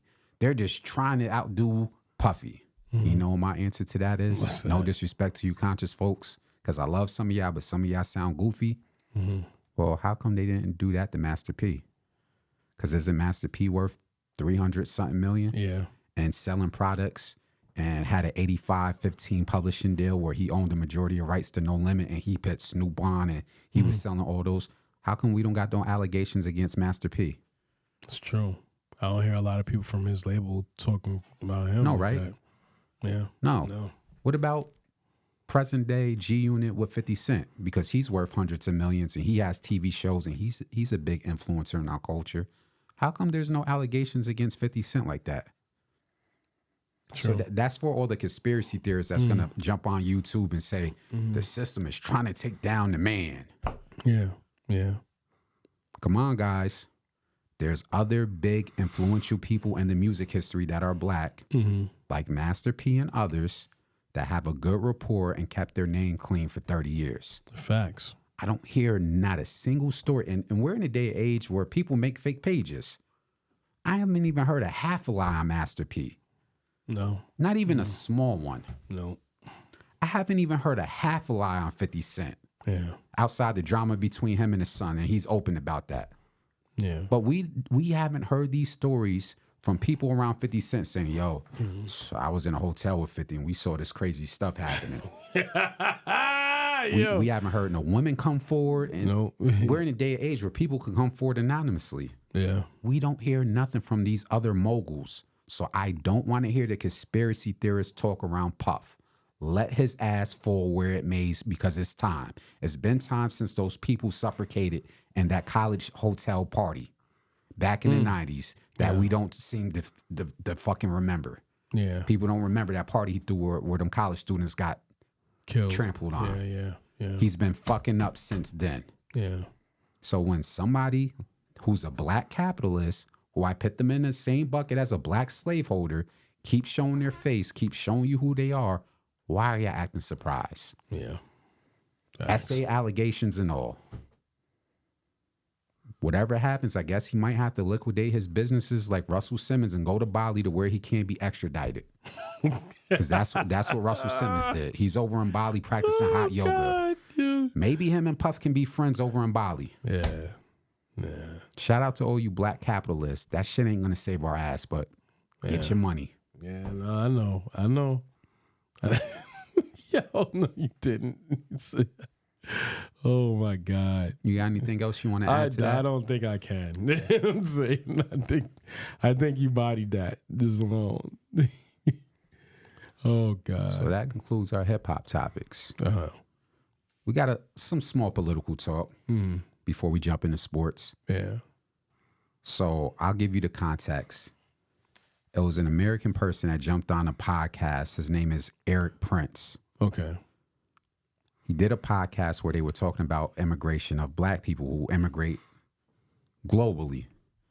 So his smart ass gets on a podcast and openly says in 2024 that his solution to the immigration problem of Africans migrating to Europe and America is to go to the continent of Africa and recolonize Africa. Absolutely not. He said this in an open podcast. I can only imagine. Let me get an educated guess of what he looks like. Looks a little lighter than me. Way lighter. Just right? a few shades lighter than you. Yeah, figured that. Okay. I'm sitting up there, and you can look him up. I'll probably overlay the graphic of his political position and what he did for America. Mm-hmm. You said this during Black History. Forget Black History Month. Just, we know the basic history of the continent of Africa, how it was divided up during the Berlin Conference and how European powers took over specific countries. Like, I'm reading a book on Patrice Lumumba and how, Germany took over the Congo and how this nation took over Nigeria. They're just now, those countries are just now getting free 50, 60 years ago. Didn't that lead to the Rwanda massacre? All that. Yeah. That's one country. There's 50-something nations. There's multiple massacres. There's multiple genocides. Yeah. Congo right now is going through something as we speak where they're still dealing with outside forces trying to destabilize their economy and Western forces funding Rwanda to destabilize them. Like, there's ugly stuff still happening on the continent, and you're going to get on a podcast and talk about my solution would be to go over and he went into detail. He wasn't joking. Had a plan and everything. Had a plan about how they should recolonize the continent of Africa. My God. So my message is to the diaspora out there, don't take that lighthearted. Don't take it as, oh, well, it will never happen. Because obviously you see what's going on in Congo and other nations. There's other ways for them to do it than to go directly in. Yeah. They could fund outside forces to try to destabilize a specific country and then come in. Mm-hmm. So to the continent of Africa and every country in the continent, please pay attention to when these people are telling on themselves. Yeah. Take it very serious. As John Henry Clark said, you have no friends. Mm. You said you found out from him in the source. That was one of his favorite quotes. Yeah. We have no friends. Yeah. When an outside force is talking about recolonizing you, not a country, but a continent, you need to be worried. Facts. Super facts. Another political talk, unless you want to go in on that. No. I just, wow. I don't got too much to say. That's insane. It's insane because people will say, oh, come on, guys, stop bringing up the race card. It's 2024. And my answer was, they're talking about recolonizing the motherland. The only people that say that are racist people. The only people that say that. I be trying not to bring it up. I be trying to be like, yeah, you're right. We're moving on. And then, oh, hey, we're going to recolonize. Because the only way people say that. You would never say it to a Jewish person. You need to get rid of all. You need to forget about the Holocaust. They don't never say that to them. They'll say it to us real fast. You still got people talking about 911. 9/11. Yeah. You know what I'm saying? I know 9/11, but I seen 911 like 9/11. Yeah. Gotcha. Like, really? People that weren't even there, they were traumatized. Mind you, just to give I'm not going to go into it. I just want to say this. From what our people endured, right? My grandmother was around when civil rights we didn't have civil rights. Both our grandparents. And she just passed. Yeah. What do you think happened that was passed down from all that trauma that would happen to them and the generations before them that has never been fixed? It's 2024 and we're just now accepting therapy. Facts. And that's only one element of the effects. That's only one element. So I just, to hear that, I don't really have too much to say. I'm with you. Like, I mean, that's what they're doing. I you need need the to, African diaspora on the continent and the Caribbeans to pay attention when these people talk on their podcasts. Mm-hmm. Hey, we need to go in the Caribbean and take over the Caribbean, or we need to go on specific countries in Africa and colonize. Pay attention and take that shit serious. Mm-hmm. Like John Henry Clark said, you have no friends. Yep. Facts. Second political topic. I know you've seen it in the news because we've been sharing articles in our group chat. Mm-hmm. They released the Trump sneaker. The Trump ones. I don't even know why we got to talk about it, but we got to talk about it because they was playing on our intelligence, our civic intelligence. Yes. That's the context. It's not about the sneaker. It's about how they try to use that because they did they talked about it after talking about, well, black people like sneaker culture and this makes Donald Trump relatable to black folks. And then another pundit was like, yeah, the reason why black folks can vote for Donald Trump because he's been a felon. He's been convicted of felonies. And so black folks can. And this ain't the podcast to tell you to vote for Democrat or Republican. I'm not telling you who to vote for, but I'm telling you how these people are playing in our faces right now. Yeah. You released the Trump ones because you thought it appealed to sneaker culture with the black community. Yeah. Go ahead. Can I say something to that? So you know why they feel like that? Because sometimes, I don't want to say it's our fault, but sometimes we let the stupidity run. So it's like when Biden makes comments like, you know, if you don't vote for me, you're not black. Yeah. We just let that roll. I mean, you know, Bill Clinton, he does a 3-strike law, and somehow we thought he was cool because he cheated on his wife and smoked weed. I mean, you don't think they see that? Yeah, you don't think they see that? They see that, and then he smoked weed. No, you forgot he smoked weed and played the saxophone. Yeah, that made him black. Meanwhile, his wife, there was an article that she had out in her law days talking about how black men are super predators. Yeah, so I just think that we know what they think of us. And I think on that presidential term, I'm not really concerned about my vote over there. I'm like with you. I'm more concerned on the local politicians every year. Right. And then one underneath under them, right? But I'm not going to sidetrack. The point I'm making is that it's the foolery of what they really think of us. I'm going to give you one excerpt. I remember not too long ago, there was a audio of Ronald Reagan calling the people from Africa monkeys. Mm-hmm. I never forgot that. And then his daughter was crying because she was so hurt and shocked. Like, you ain't hear your father talk like that behind closed doors. Come on. That's one. Two, every time it's the same thing. They show us who they are. Why don't you believe them?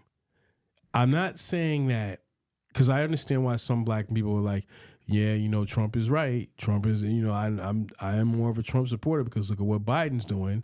Like what Obama did to us, blah, blah, blah. I get it. But, I mean, just the disrespect, man. Felons.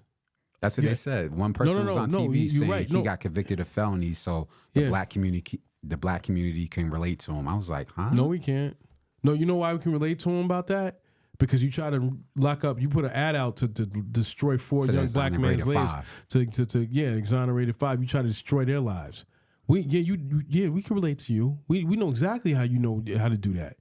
So now that you're getting hung up and thrown under the bus, you come out and thinking, who is behind you telling you this is okay? That's a more interesting question. Who in the hell is telling you that? That's the $1 million question. Ain't wearing no damn Trump sneakers, man. You kidding me? Get them shits all the way the fuck out of here. You know what? It is our fault, and we need to call people out to the forefront. There's one thing that's bothering me. This is the one element that's bothering me. So you talk about the Central Park 5, right? Yep. He took out an ad and made it very clear they should, Get the death penalty. And when they even got exonerated, he was still against them. Doubling down. This is my thing. How were we around him after that fact? Because I think I saw Tyson. He was on Method Man's album. What are y'all doing? What are y'all doing? I didn't know about it until we were young. We were kids. I wasn't watching news, so I don't even know what was going on. But once I found out the story, how you didn't see that and nobody called it out? He was all dancing around us. He was at sporting events. Nobody called it out. Everybody and the thing is, because see, that's the thing. They say, well, Trump is racist, and they're like, well, Trump's a racist now, but what about when he was back then? in the 90s. No, he was. Y'all just looked the other way. So if you see somebody in a picture with Trump, whether it was a rapper or whatever, you got to look at him goofy from this point on. Remember how we said when we got to where we got, we not gonna look the other way. Now, I'm not trying to sidetrack. I remember Stephen A. Smith came out and was like, Trump's never said anything racist to me. Really? Me and you have worked for white-owned companies. We've worked for predominantly white institutions, right? Yep. There's a way of being racist without being racist. So don't sit here and tell me because he didn't showcase that at you, like he didn't showcase to you because he didn't call me N-word. I don't think he is. And then even now, but then now you backtracking because now you see the stupidity. You know where that stupidity comes from? The fuel that you gave to look the other way and say, he's a good guy. Now, I'm not saying there's not points that Trump has made during his presidential election that made the Democrats look stupid. But what I'm saying to you is he has clearly shown who and what he is. He's a narcissist. We know that. And I'm not going to get into politics. We're just going to stick with the sneaker thing. For him to say that, the reason why is because of what has happened in the past and what I just said. And I'm just telling you right now that, to feel that comfortable, you just trying to dig your hole, brother. You just don't want to be president again. There's no way you honestly think you're going to be president again. You really don't. Do you honestly think doing something like that, you think that's going to promote you to it? Unfortunately, I can believe it because I saw the voting polls of when he won, who voted for him. Even though we got blamed as black men because our percentage dropped from 90 to 85, even though the majority of people that voted for him was people that didn't look like us. But I'm going to leave that alone for right now. That's a whole nother podcast 6 months down the line. Yeah. I'll say this. Vote for who you want to vote for. I'm not, like I said, I'm never going to use our platform to say, vote Democrat or Republican. Don't play in our fucking face. Yeah. Don't play in our face. Don't downplay our civic knowledge because this is basic. Oh, hey, let me release a sneaker that looked like a pair of Nikes. With the American flag and it was gold. It was crazy looking. Real crazy looking. Did you see what Snoop said? No, what did he say? After years of beef, Snoop Dogg now says this is why he has nothing but love and respect for he's a goofball. I'll say that. Can we get that graphic for the podcast? He said he pardoned Michael Harris and he never did nothing wrong to me. See, can you go back in on that about athletes and entertainers saying, well, he never did nothing to me? Yeah. Go back to what you just said about the Central Park Five. He did it to all of us. Yes. Yes, he did it to all of us. And the fact that he pardoned, that's a chess move. He pardoned Michael Harris. And I'm happy that he's home. I don't think no black people. But he tried to get 5 young black men to be like the death penalty. For a crime they didn't commit. Come on. But because he let go of a few entertainers. Dick Gregory said the best thing. He said because he let go of Kodak Black. Dick. Oh my God, Kodak Black, eh? And what is he promoting? Trump. Yeah, exactly. And you know what is behind that? Death, destruction, ignorance, stupidity, teaching our young black boys to be nothing but dancing monkey coons. So yeah, he is going to get let free. Let me make this clear, and I'm going to say this. I don't understand. Dick Gregory said it best. We're the only culture of people that look our entertainers to speak for us. You think that we're going to be free doing that? And this is why I promoted who I promoted in the beginning of the podcast with Justice Constance Motley. Yeah. We need to know about people like that who fought for our civil rights so we can stop talking about basketball and football players. Yeah. Let's go pick up some books and learn about those people. Yeah. Let's go learn about those black judges in New York. So we got something different to aspire to because apparently these rappers and entertainers are brain dead. Stupid. Because he let go of Kodak Black, oh my God, he never did nothing to me. You serious right now? But hey. I'm not knocking whatever Snoop has done good in his life. I'm pretty He's sure done a lot good. Right. And I salute him. Exactly. But you dropping the ball, brother. Somebody needs to call you out. I wonder how Nipsey Hussle would feel seeing you talk like that. There's people that stand on morals and principles all 100 yards of the game. You can get to the 99-yard line and drop the ball before you cross the touchdown. We saw that happen. Let me say, you know how hurtful that is to see that? That's like when Jay went on that show, on whatever, he was on TV and he was talking in the NFL. He's like, I think we've gotten past Neil. When he was sitting in front of Roger Goodell. Meanwhile, with the super snitch behind him. Mm-hmm. Nobody forget about yeah, Desiree Perez. Yeah, I'm sorry. super snitch, yeah. Super snitch. But hey, that's a whole nother topic. Snitch. Yeah. And all those times you on records talking about how gangster you are and everything, you got a super snitch behind you. That was just last month Snoop said that. Yep. A couple weeks ago. Yep. Once again, they selling out. I'm telling you. We got the halftime show, though. We don't want any NFL teams. Black media. It's pretty much non-existent in the NFL, but hey, no. You let go of Kodak Black. So let's move forward and let's get into sports because we got a lot of sport topics to discuss. Okay. Got you. Dusty black men try to knock off Cam Newton's hat. Yeah. That's the topic of this segment. You got to start with that, huh? Oh, yeah. So at first when initial reports came out about these dusty black men, because they were dusty as hell, we thought it was kids because we saw clips in the past of kids talking junk to him at these 7-on-7 camps. I done seen a little 13-year-old talk about, did you buy Von Miller a Father's Day gift because he owned you, and all types of disrespectful stuff to kids. You expect teenagers to say stuff like that because they're teenagers. Today we found out it was grown 25 and 30-year-old coaches, probably middle-aged 30-year-old coaches. They were grown men. That who he was getting into it with? It came out they were grown men over 25. They were grown adult men. I'm going to say this again.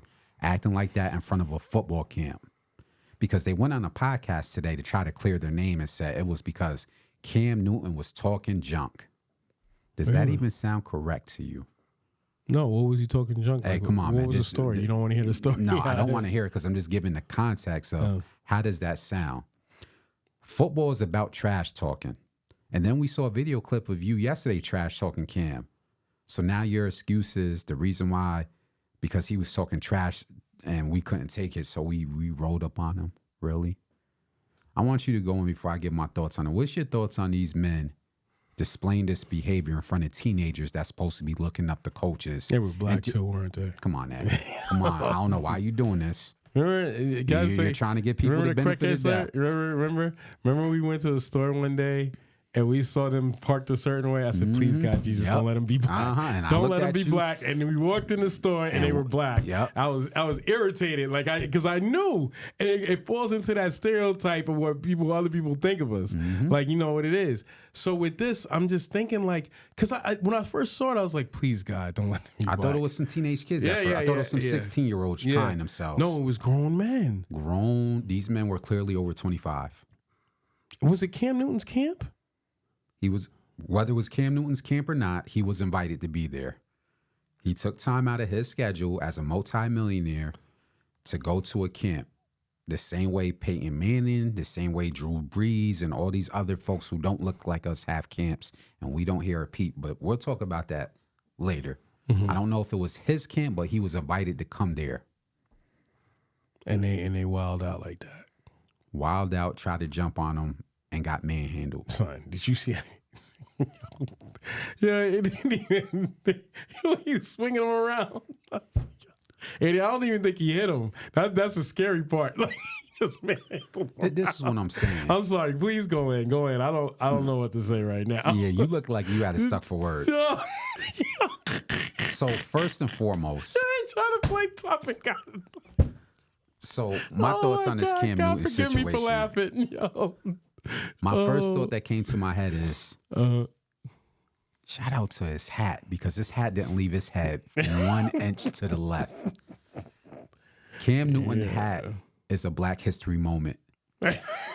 It needs to be saluted. That brother hat did not leave his head while he was thumping out 4 grown men and stayed perfectly intact. So that was the first thought. Right. Shout out to Cam Newton's hat. Second thing that came in my mind was, did you guys think this through?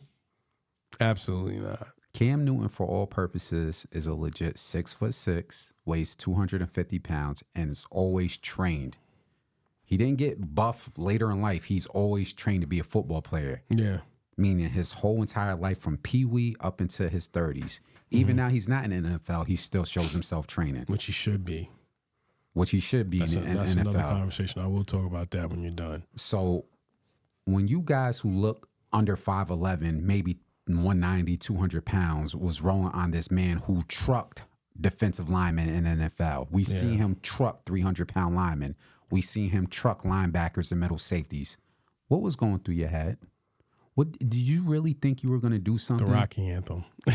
Because when I saw him grab the one person, he literally had a smile on his face. They did a freeze frame where he has one dude in the headlock and he's holding a dude by the collar. And when they zoomed in on his face, he's literally smiling with his hat intact. Shout out to Cam Newton's hat. So that was the second thing. I was like, 4 grown men are doing this in front of a teenager because he was talking trash. Oh my God. Yeah. You seeing it? Oh, Fat Joe talking about he brought Trump sneakers. Shout out to my Boricua brother. You know, you guys are on the wrong side of history, but that's a whole nother topic. But getting back into Cam Newton. Yeah, so that was the second point. Did you guys think this through? Yeah. No, you didn't. So you got flung around and looked goofy, then jumped on the internet 24 hours talking about, I didn't see when he was trash talking us. So I'm going to go here with point number 3. I agree with Shannon Sharp when he brought this up.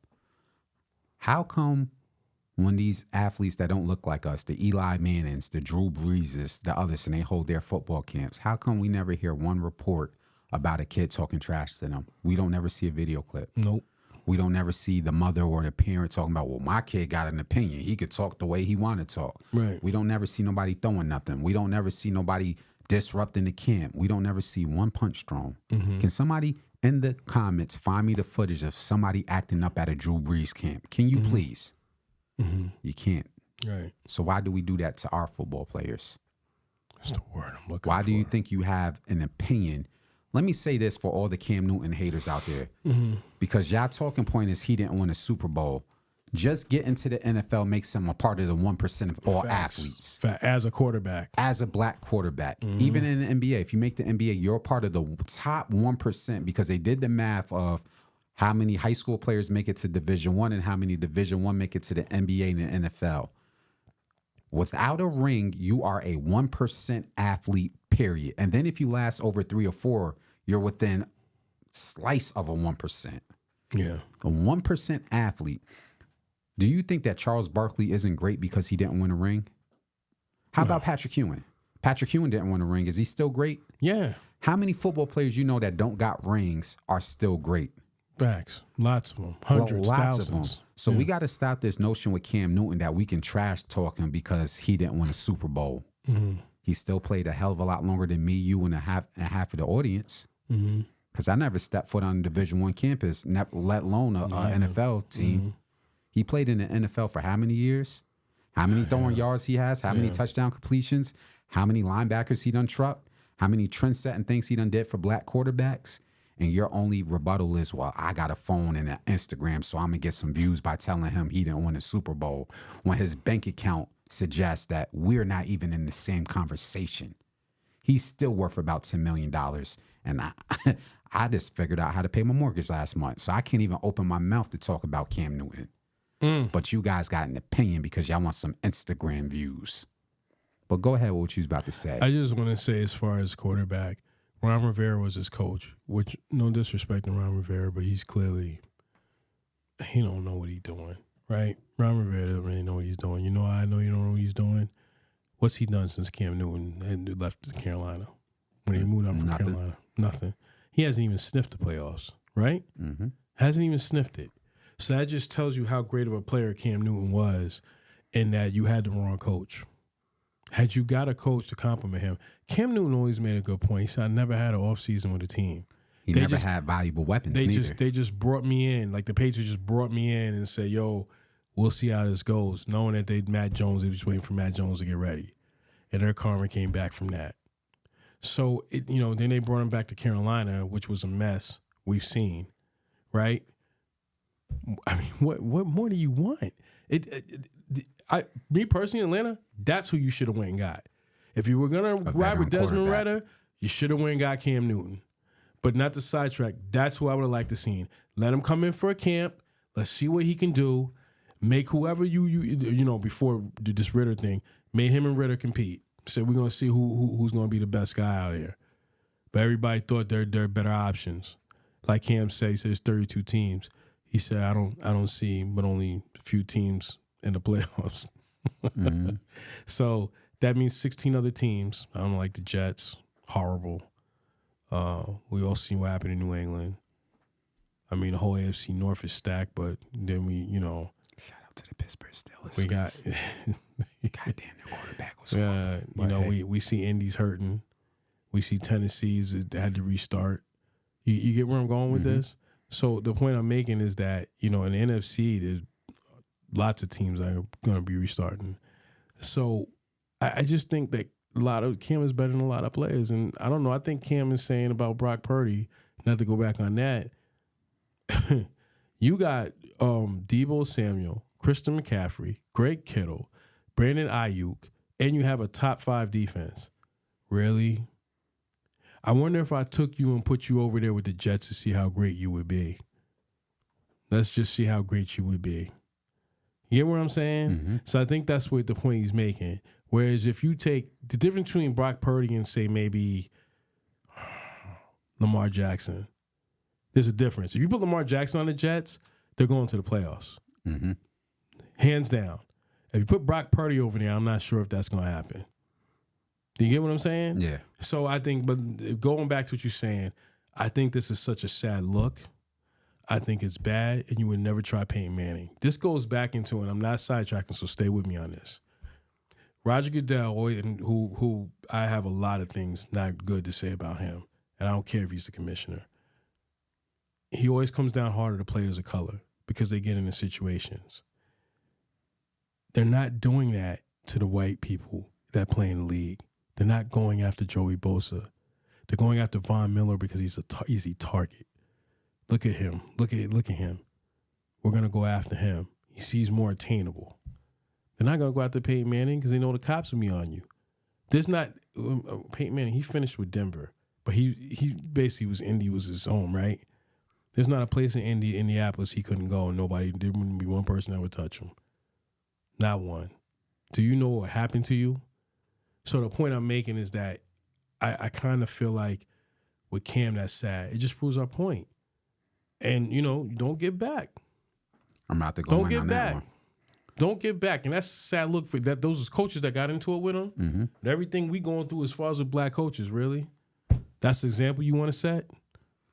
So I want to piggyback off the point you just made about celebrities getting back, because we hear this on all the podcasts. Mm-hmm. We hear this on Facebook forums. Because I used to be one of them when I was 20, umpteen years ago. Mm-hmm. Why don't these celebrities get back to their community? Yeah, I know. Buck in my eyes. They should be giving back to their community. Unfortunately, I grew up and I see this is why. And I'm going to compare the situation, even though it's on a lesser note. This takes me back to what happened in Nipsey Hussle. Yep. Now, Nipsey Hussle got killed. Cam is still alive. But that situation could have went sideways because Atlanta's an open carry state. You do know those people can tote guns without a permit. But I'm going to stick on the Nipsey Hussle situation. You had a brother who was into STEM. He was creating STEM programs for kids. Mm-hmm. He was creating businesses in Compton. He was creating a storefront. He was supplying jobs. He wasn't just selling merchandise. He was employing people in his community that looked like him. Mm-hmm. So then some dusty, I want to say the N-word, but some dusty man took him out because of gang rules, because he said something to him allegedly. Mm-hmm. Could you replace the economics that Nipsey Hussle put into that community? Nope. Nah, not you or not the gang culture. because they had to close up that store, the Marathon. They had Yeah, to close the up that whole whole. lot. They had to The whole close up lot. that whole shop. So Yeah. y'all gang culture rules about he shouldn't have said that to him. Didn't replace the economics that Nipsey Hussle put into that. It didn't replace the STEM programs that Nipsey Hussle put into that. So do you see where I'm going with this with Cam Newton? Yeah. So to you dusty men that rolled up on Cam Newton because he said something to you, what you hear worse are at your jobs from white people. No Facts. disrespect to my engineer because you cool, but I'm just saying you hear worse from people at your job that you don't swing on, but you're gonna swing on Cam Newton. Yeah. Because you thought it was a good look, because you thought you can get away with it.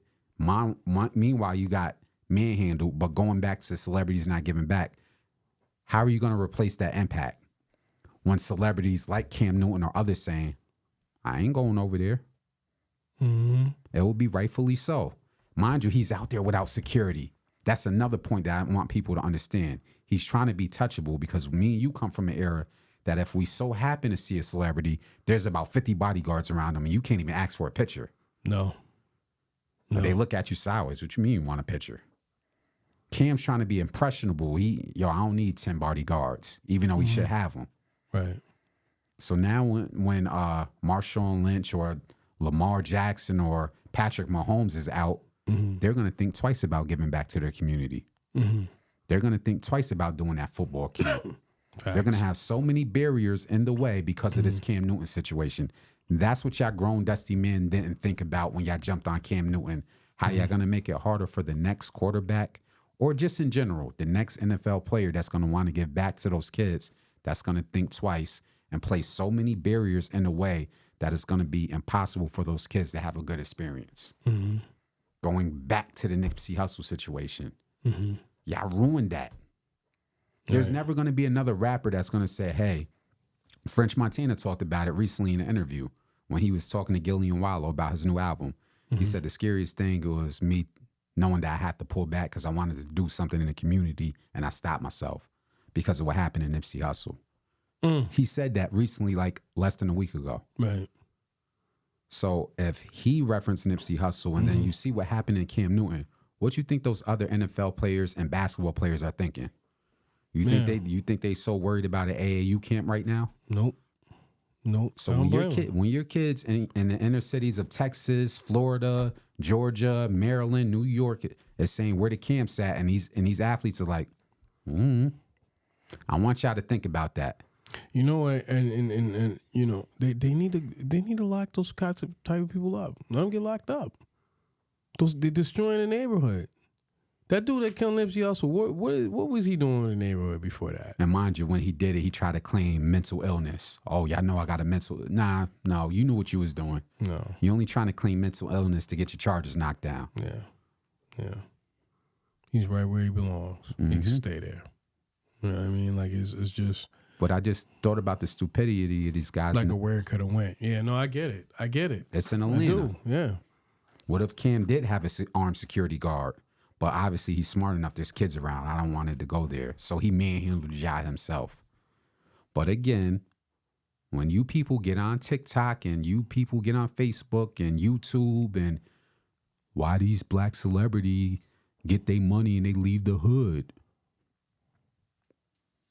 Because I used to be one of them 15 years ago. I used to be singing that same tune. Yo, they got $100 million. How come they not opening up no schools? Yeah. Well... On a lower level, we try to help people when we first was doing this, and they showed their behind. They acted just like scum rats, like the ghetto trash we know that they are. That was just on a low level. We ain't really even had no money. They just was being ghetto rats, and they're right where they belong right now, right where they at. So I guess the blessing was. Thank God we're almost there, right? Just imagine if they was around now. See what I'm saying? But back before they even gotten in there, I knew them from personal situations, and they just ghetto. They were garbage. They were worse than Cabbage Patch Kids. Let me say that. So I think that no. It's like 50 said it too. He made a good point. He said, yo, when I bought that Mike Tyson out, I had a whole hood in there. He said after a while I started looking around like, yo, you guys don't provide no value. Yeah. You need to go home. Yeah, you got to go home. Like, it's just what you doing. So that's my take on the Cam Newton situation. Y'all dusty men just messed up a whole situation moving forward for young kids in your community. And watch the trickle-down effect from this. Yeah. You told me to remind you about running backs. You said you were going to bring up something about running NFL, backs. yeah. So the report came out yesterday. I don't know if you've seen it. I was looking through the papers. I ain't seen anything today. That Josh Jacobs, Derrick Henry, and Saquon Barkley, I don't think will be re-signed. You heard the reports. They talking about like no franchise tag or nothing, right? They're talking about Baltimore Ravens for Saquon Barkley. But right. Go ahead. But I think that this scary thing is not a market. And as Exton Eckler, the guy from the Chargers, this is what I don't understand. They don't think that they can. Let's just say this, okay? Number one, the Titans were nothing without Derrick Henry. Because once A.J. Brown walked out that door and Jonnu Smith walked out that door, and I forgot who the other guy was, Corey, what's his name, walked out that door, they had nobody but Derrick Henry. But Derrick Henry was a catalyst anyway, because the only way A.J. Brown and them got open was because you had to run up on Derrick Henry. But then you got A.J. Brown, so you got to figure it out. The point I'm making is that they're making running backs expendable. On the back end, I'm going to tell you what you're not seeing. The receiver core, because there's receivers that are looking for new deals. Like there's some receivers that are coming up. They've had great years and they're looking for new deals. And I keep hearing in the background, this receiving core coming out of college is going to start is good. So the teams are going to be looking to draft certain receivers. I keep saying this, and I'm going to keep saying it. Till y'all go on a strike, this is not going to change. It's getting worse. Meaning they're only looking to draft you for the first 3 or 4 years. And then they're saying, yo, we're gonna try to find the next kid coming out of college. They're not even trying to keep the star player. They let Devontae Adams walk right out there. Well, they traded him, but they let him walk out the door. I think with Cincinnati, they got like 3 good receivers. They got T. Higgins. They got what's the other kid's name? Oh my God, I can't believe it. They got 3 great receivers. Joe Mixon had to take a cut just to stay with the Bengals. The point I'm making is they have all this young talent. And they keep saying, well, the quarterback's the most important position, right? But there's nobody else is getting paid. And the thing is I keep thinking about what DeMaurice Smith said on the pivot. He said, I keep telling them, we have to go on strike. He said, you know what the players tell me? I only got 3 or 4 years in. I'm just trying to get my most. If your stupid ass would realize that maybe if you hold out for 1 year, you might extend 5 years of your career. You're not thinking. But you're over here trying to hold on for 3 or 4 years. The thing was, they're giving you pennies anyways. They're spending all their money. They talked about it. They said this is why they can't strike because Shannon brought this up. He said guys are borrowing money from teammates for next year's contract, meaning they're blowing their money however they're blowing it, whether they brought the big house or they got 5 cars in the entourage. But then they go into that guy, yo, let me hold 50 grand. I give it to you out of my next year's contract. Shannon Sharp just blew that up on a podcast. He said, that's why I can't strike, because y'all blowing y'all money. But go ahead. No, it just, why are you trying to, 3 or 4 years? And it's funny, the money keeps going up on these TV deals, but it don't seem like there's no more long-term deals for the players. Why aren't y'all fighting the owners? And I don't want to hear like, yo, you don't want the owners to get upset. You're not trying to, first of all, I never thought the day I would see where somebody be trying to defend a billionaire. I ain't trying to hear that.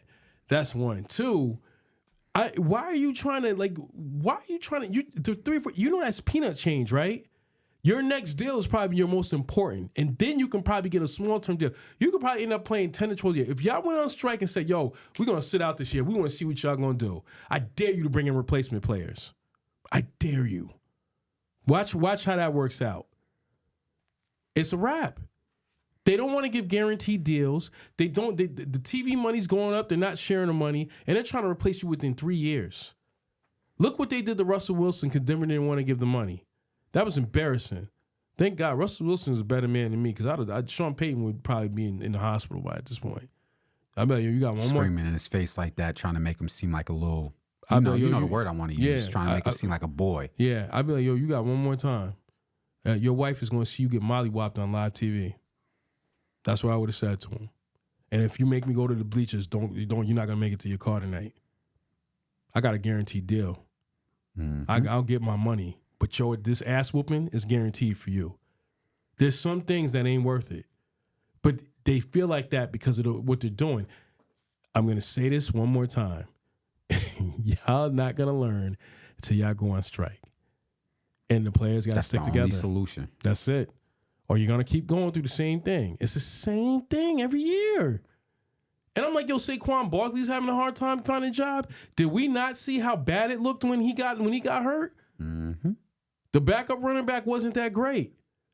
I'm going to be honest with you. Atlanta Falcons, we got Bijan Robinson, but we had the other guy, Algier. But that's it. And if one of them get hurt, we in trouble. So I don't. They trying to turn receivers and tight ends into running backs, saying they can run a ball. Yeah, I don't understand the quality of a running back until you need one. Yeah, but facts. And the offensive line, and they want this to be 7-on-7 like flag football. That ain't gonna work, man. That ain't gonna work. Let me tell you what happened. Like Kansas City, they had a great defense this year, and they had a good running game. It helped them a lot because I could tell you, Clyde Edwards-Helaire couldn't do it. They didn't have the receivers this year, so they had to run to the running game. Baltimore, they was doing good until they tried to do some air Vic and make Lamar Jackson something he wasn't instead of running the ball. It's important, man. Y'all players got to step up and stand together, or there will be no. Y'all gonna basically be coming in to get drafted to come in there for like 2 or 3 years. Mm-hmm. It's getting to that point, man. And y'all not holding these owners accountable. And to be honest with you, the roster shouldn't be 53. The roster should be 60. To be honest with you, you can't even hold more than 2 quarterbacks at one point. What happens when your one quarterback goes out of the game? Really? You can't even have a third quarterback because your roster's that slim? Knowing the owners got all this money? You think Jerry Jones gonna hurt if 7 other players come on the team? You think Stan Kroenke from the Rams is gonna hurt? He's in LA, one of the biggest markets. How about the Morris? They know they can afford to keep him. They know they can afford to keep him. They need to restart and just make Saquon Barkley the man. Say we're gonna roll with Tyrod Taylor. We're gonna groom a quarterback, but they gave Daniel Jones all that money. They figured out how to give him all that money, but they couldn't figure out how to give Saquon all that money. Nope. Craziness. So I got an NFL topic. Then we're gonna go back. I mean, NBA topic. Then we're gonna go back to the NFL because I know you still got some audibles. Yeah, go ahead. So the only NBA topic I'm gonna talk about this podcast is the defunct All-Star game. And not how terrible it was, but the comments that came from it. Mm-hmm. So a key topic was Anthony Edwards was asked, what do you guys think about the All-Star game? And he went on talking about, we ain't taking it serious. It's an off season and yada yada. Basically gave the same bullcrap answer why the NBA All-Stars aren't competitive and they're not competing. And the NBA All-Star game, which they can use the leverage for their contracts for being All-Stars, which Adam Silver can use the leverage for TV deals. Mm-hmm. They're giving all these excuses. Before I go in, do you have any thoughts about the lack of effort from these NBA All-Stars for one of the most important games that they should be showing up in? I have a problem with it because I think at this point in the economy we're in and everybody's struggling, you're going to make a comment and explain to us that yo, we don't want to do this, and it goes back, and I really want to talk about this, but it's gonna all tie together because you did it on one of like the one of your joints where you be doing like the solo joint where you be sharing how you feel. Mm-hmm. The 65 games they were complaining about it, and I was just looking like, are you kidding me? This goes back to what me and you were talking about. Didn't I say the owners were coming? I said the owners are coming. They are not playing with you. They saw what y'all pulled. Like, yo, we ain't playing. We just don't feel like it. Mm-hmm. Jordan, I think, got $3 or $4 million. Average salary. It was the Jordan brand, the sneakers and all that stuff that he got the money. He started making his money in the back end later. Mind you, they talked about how many 82 seasons that Jordan played. It was like 782 seasons. All of them. Barkley, Ewing, who am I missing here? Barkley, Ewing, Olajuwon. Yeah. Dominique Wilkins. I could talk about a whole bunch of them, right? Iverson, I know he played through a lot of games. Carmelo Anthony, all of them. It is now to a point where players are coming to the league and they're barely playing half the season. And I never forgot when, and to be honest, you started with Popovich. I never forgot this because he was sitting players for certain games. And I think it was, nobody really was ethered by it too much because he was only doing it maybe like 1, 2, 3 games, right? So it'd be 3 or 4 games he might do that. Even though we don't like it, we get you. It's when Cats is missing 20 games, And still talking about they want the All NBA accolades 10 and they year, want the 100 $250 million. and all that. Yeah, no, we not doing that. Did you see them playing around during like literally? Oh, I'm gonna shoot left hand jump shots during the skills challenge. Yeah. Like Anthony Edwards was out there throwing left-handed air balls up, like literally making the All-Star game a joke. Mind you, when Adam Silver needs to sell this to a TV network for the $1 billion deal to get y'all paid, that's what he has to show them. Did y'all not think about that? The NBA is a package. It's not just the 82 games. It's the All-Star game too. Yeah. It's the dunk contest that's shout out to Mac McClung, but y'all keep getting G Leaguers to win the dunk contest. There's people in G League that are showing that they got more heart than NBA players. But that's a whole nother podcast. I won't spend time on that. Mm-hmm. Like, I got so much to say, but before I go in, like, do you have anything else you want to add in on that? I just think that it's bad. And I think that, these players complain they got to play 65 games. I mean, what do you want? There's only 82 games in the season. And then you're like, well, the games early on don't count, or we can make a run later on and all that. Really? Again, really? Who's paying for the ESPN app, the NBA app, YouTube TV? Because I don't know if y'all NBA players care because y'all millionaires. These apps keep going up every year. Yeah. You don't think they're using the revenue from these apps to pay these players? Facts. Yeah. But you're not getting that when y'all saying, well, I don't need to try hard in November and December. Yep. I only need to ramp up in February and March. Yeah. But yeah, I'm paying $80, $90 for YouTube TV to watch what? So basically, I shouldn't cut my subscriptions on until March, right? That's what y'all telling us? Yo. Because then y'all will see a significant cut in your contracts without that revenue. Yeah. Without the streaming revenue. Facts. And they're not going to get it till it gets cut. And what's going to happen is when they do the labor deal again, this is what's going to happen. They're going to say... We called it 2 years ago, so let's call it again. They're going to say, you know what? The numbers are going down and, y'all don't feel like really playing, so we're not doing these max deals no more. Or we're going to have incentives in the contract to take away money. Yeah. We'll put some incentives in for y'all to get money, but we're going to have a hell of a lot of incentives for y'all not to get that $300 million max deal. And you can go on strike. Good luck with that. Mm-hmm. Because unlike the NFL, we done tried everything with y'all. And you don't think the NFL owners see that and see that's why we don't do what we do. That's why we do what we do doing. I have a point that I want to add on to this NBA All-Star discussion. Mm-hmm. The reason why it's so disheartening is because I consume a lot of basketball content, not just the games. I look at the sports shows. Right. I look at the ESPN apps. Mm-hmm. So I'm a real basketball head. Mm-hmm. A lot of these sports analysis talked about one specific run. They brought up the UCLA run. Well, these players in the offseason go and have UCLA runs. And I give it to you. Yeah, I brought that up.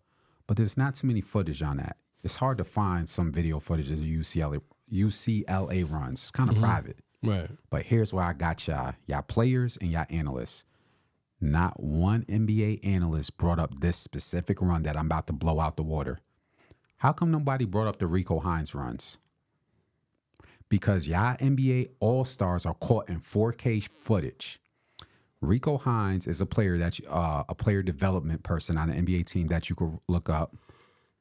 He has his Rico Hines runs, and he puts it up on YouTube for years. Right. And these aren't end of the bench guys. These aren't retired veterans. These aren't incoming college players.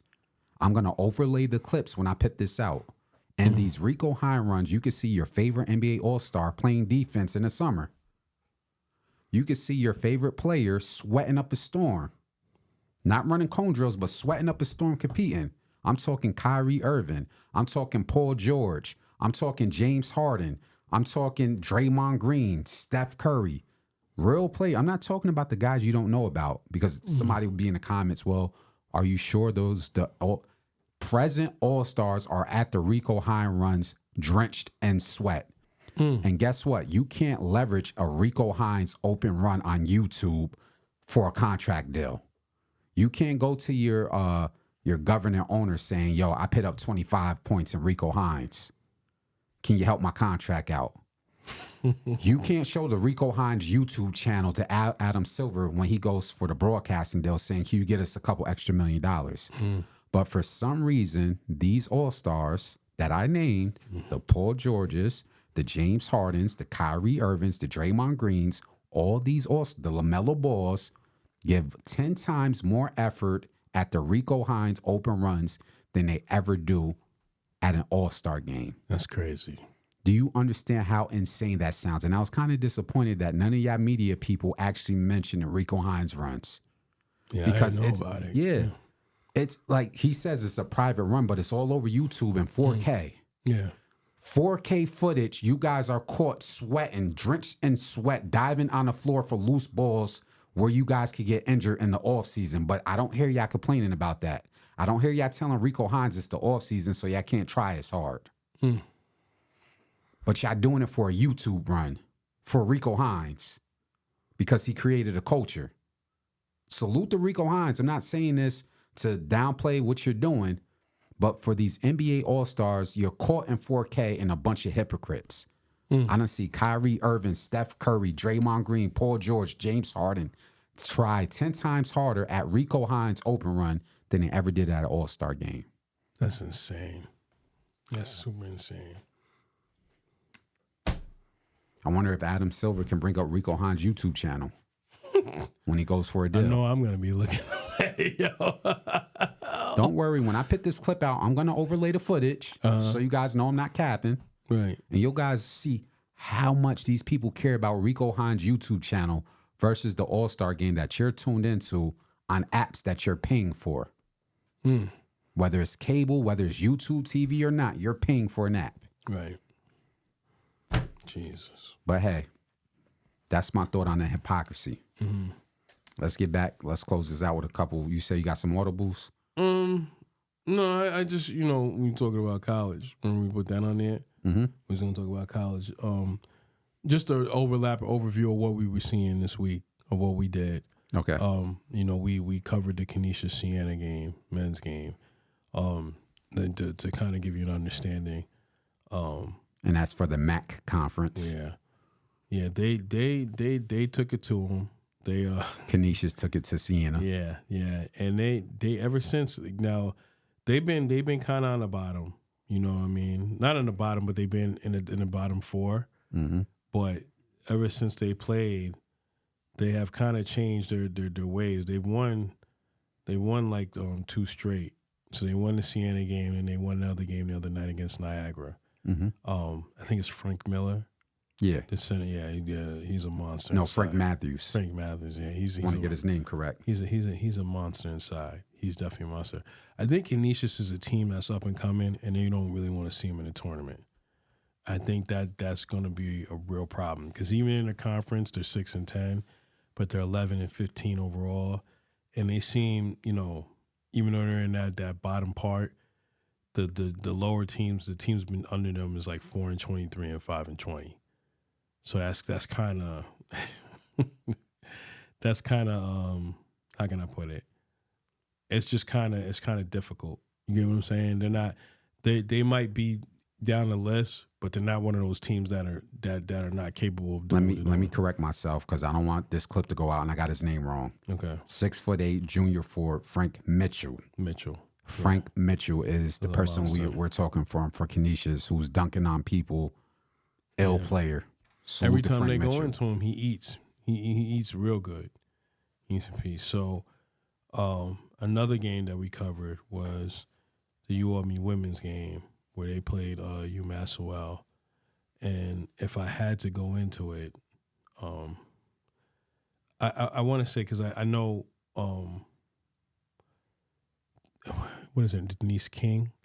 That's her name, Denise King, from UMass Lowell. Something's going on down there. I don't know what's going on out there. They started the game. I think they didn't even have to start in 5 on a quarter and caught a technical foul before the game even started. So when the game officially started, I think Hangerstein started on the foul line. Wow. Shooting So they ended up blowing out UMass Lowell, which was no shock. I think what was a shock was Maine got beat by UMBC. And this is the American East Conference. The American East Conference with the women. If you look at the standings right now, UArmy women are on top as expected. Maine is in second place and Vermont's in third. So the only surprise is that Bryant is number 4. UMBC last year was the fourth team. And Coach Conley Mullins always said, you always want to be one of those top 4 teams when you're in the mid-major conferences. So I'm kind of got to freestyle this like in a short version. I know the game before that we did was UMBC versus UMBC. And I saw UMBC play real good. And I'm not dissing anybody. I think, though, Kayla Cooper definitely got some calls at the end that helped them win that game. Not that Kayla Cooper didn't play because she's the Terminator. Like, you know you can do. It's only a matter of time.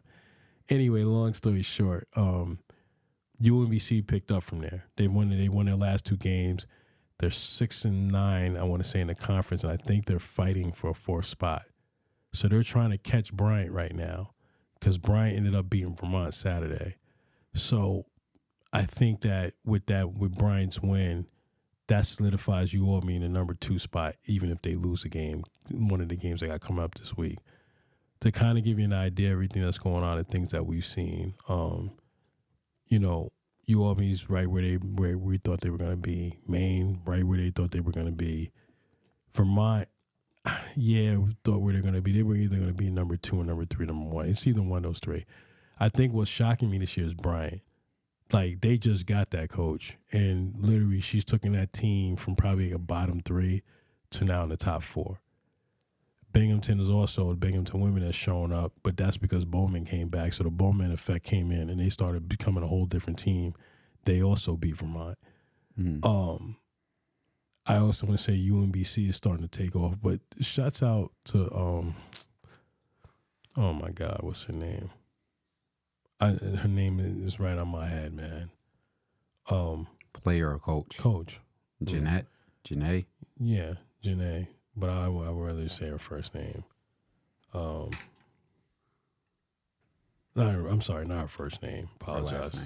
Her last name. Janetta Hayes, Coach Janetta Hayes. I think that she's been, long story short, salute to her for the job she's doing this year. Because even though her record doesn't reflect it, but the way that they're finishing this season is big. I'm hearing some things down there, and she's been going through a lot. And for her to push through it and get the team to try to get in a competitive spot to be in the top 4, maybe host a playoff game at the end of this year, is kind of big. So salute to her, because nobody really knows about it because, it is what it is. But long story short, she's doing a great job. And it's shown on the court. And that's the difference between certain coaches that have good teams and that certain coaches that, even though they have a good team, there's other elements that kind of keep them from going to the next level. And yet somehow they find a way to push through it. And Coach Janetta Hayes from UMBC has done that. So, and then, of course, the last game we went to was Syracuse women with Felicia Garrett-Jack. I hope I'm saying your name right, Coach. We went to that Syracuse-Duke game, which shouts out to Karen Lawson, who was there. And they outplayed Syracuse. Syracuse had a lot at stake for that because I think had they won that game, they're in the top 16 basketball rankings. But they did come back the next game against Pittsburgh. And they played lights out. Like, they hung in there, and in the fourth quarter they took off. Like, what we expected to see Thursday, we saw Sunday. So, salute to them because now they're ranked number 17th. They kept their 17th spot. And I think with that win, they don't got to play the first 2 days of the ACC tournament. So that's dope. They've come a long way from being just a team that's Syracuse and they weren't going to go anywhere to last year they got deep into like almost, I think, the grade 8 of the WNIT to now they're number 17th ranked in the nation and they're looking at trying to get a bracket, but they're definitely trying to get into the NCAA dance. They're going to definitely get in. So I hope so too, man. Yeah. And salute to Daisha. Is Daisha Fair? Yes. Because this is her last year. Okay. So salute to her. WNBA, you guys should be looking at her. I know everybody, Definitely. all eyes are on Caitlin Clark, but you need to be looking at Fair. Definitely. Very capable point guard. Yeah. Super facts. That's all I wanted to say. All right. One last topic before we close out. Okay. So we've been talking about Erick Bieniemy for a while. Yeah. And we thought he was going to make his way back on a coaching roster, maybe back to Kansas City, but it's reported that he's finalizing a 2-year deal with UCLA. Mm-hmm. As an offensive coordinator? Yeah, as an offensive coordinator. Well, what you know about football, with him not being able to land a main job in the NFL, what does this do for him going down to UCLA in college? I hope it gets him to a Power 5. I do hope it does that. Because at least with one thing with him, I mean, Erick Bieniemy, and I keep hearing these negative comments, which is really only coming from one person. Sean McCoy. Yeah, I don't understand. I mean, everywhere this guy goes, he's doing better. Washington won a lot of games. I'm surprised the Commanders didn't try to talk to him and say, look, we're gonna start with you because you come from a Super Bowl pedigree. So we know you know what it takes. You've seen it up close and personal. Let's try to get you over here. I don't know what more they need to do. I mean, they went out and got Dan Quinn. Dan Quinn didn't even win a Super Bowl. We all know what he did because he had the most historic Super Bowl loss. And then his last game, did you see what Green Bay did to him? They ran Shaq over the Cowboys. So I don't know why Dan Quinn was the guy they wanted to pick. I don't know who made that move, and I don't care who the GM is and what he looks like. You made a bonehead move. But let me not sidetrack. Point I'm making is I hope this leads to him at least getting a head coaching job in the Power 5. Okay. What I will say is maybe you want to do what Deion did. Maybe you want to go down there with a SWAC or the MEAC. I'm sorry, because we all know that's it's the MEAC. Who cares? Because nobody ever sees it on TV anyway. Just saying, that's a shot I want to throw at who made those comments. Oh, that one wasn't pronunciating correct. Yeah, we don't care. I'm sorry, the MEAC. Right. That CBS, Fox, and none of them ever play their games. Maybe you should go talk to them and tell them how to pronounce it because at least we give them the shine. So the point I'm making is that maybe he wants to go down there. I would have liked to see him go down there to kind of come back. That's a good analogy. Maybe you should have did that. Yeah, because I even think about. I think what he's thinking is, okay, it didn't work out. I went to Washington, even though I got howled somewhat productive. They still wouldn't give me the job because I was part of the losing culture that happened last year. And even then, as an NFL team, nobody else took him in. But let's go with this. The UCLA Bruins finished 8-5, 7th in Pac-12. Mm-hmm. With him as the offensive coordinator, do you think they can improve in the Pac-12 or improve? Okay, they'll improve. He'll make it better. He'll make it way better. He'll develop an NFL quarterback. Hit a bowl with him? Oh yeah, most definitely. I would roll with him. If I had a franchise, I would hire Erick Bieniemy. What do you got to lose? Really? What do you have to lose? Y'all keep letting this dude walk out. You know, a lot of people. Let me say this. Sean McVay was walking out of a lot of doors. Kyle Shanahan walked out of a lot of doors. I mean, you keep letting these cats walk out of doors, and all of a sudden you see them up somewhere on a come up. Keep it up. Keep it up. Erick Bieniemy is going to be the same thing, but he will improve UCLA. To get to your point, he will improve UCLA to be a better team. I think, ain't UCLA going to the Big Ten next year? I believe so, because this Pac-12 is on life support. We ain't going to get into that right now, but they'll be there. So he'll bring them back. He'll bring them back. He'll bring a pro style offense. He'll get him up there. I think he's hoping he'll get to a Power 5 and run his own show. But going back to your point, I would like to see him down there. So now I need to put you on the spot. If Erick Bieniemy does good at UCLA for a year or two, and either gets them to a bowl or just improve their overall record, what HBCU would you like to see Erick Bieniemy at if he ever thought about that? Good question. Florida A&M, Mississippi Valley State, Grambling. If it was a SWAC, if it was the MEAC, I would like to see him go like Delaware State, North Carolina Central, North Carolina A&T. Oh, they're gonna kill us for that because they're gonna say that's the CAA conference. Hampton. Yeah, Yeah. Oh, him next to Robert Prunty at Hampton. Yeah. Oh my goodness. I would like to see Erick Bieniemy somewhere running the show. You know what I mean? I would. Maybe you should go to an HBCU and change some things. And maybe, because that's what Deion did. Deion went down there For 3 years. 3 years, and showed him what he could do. And Colorado came calling. And to be honest with you, everybody laughing at Dion because he finished 4-8. He should have been 6-6. Yeah, we saw 2 of them boneheaded games. But that's a whole nother conversation. But he'll get him there. He'll get him there. Same thing. Erick Bieniemy, he'll get his turn. It's just going to take a little longer than we thought. You know. All right. You got anything else to add? No, we could. So as I always say at the end of our podcast, whether it's one person following us or 1,000 people, we appreciate all viewers. We appreciate all support. Mm-hmm. When you see this out here on TikTok or YouTube, like, comment, subscribe, share. Mm-hmm. Until next time, man. God bless. Finish out Happy Black History Month because we're in the last week. Yeah. And salute to Cam Newton's hat. I need to get one of those hats that stay in place when you whoop on 5 people, man. God, yo. It's a Black History moment right there. Right. Till next time, I'm signing off. Son of a Jones. Azar Johnson. God bless. One.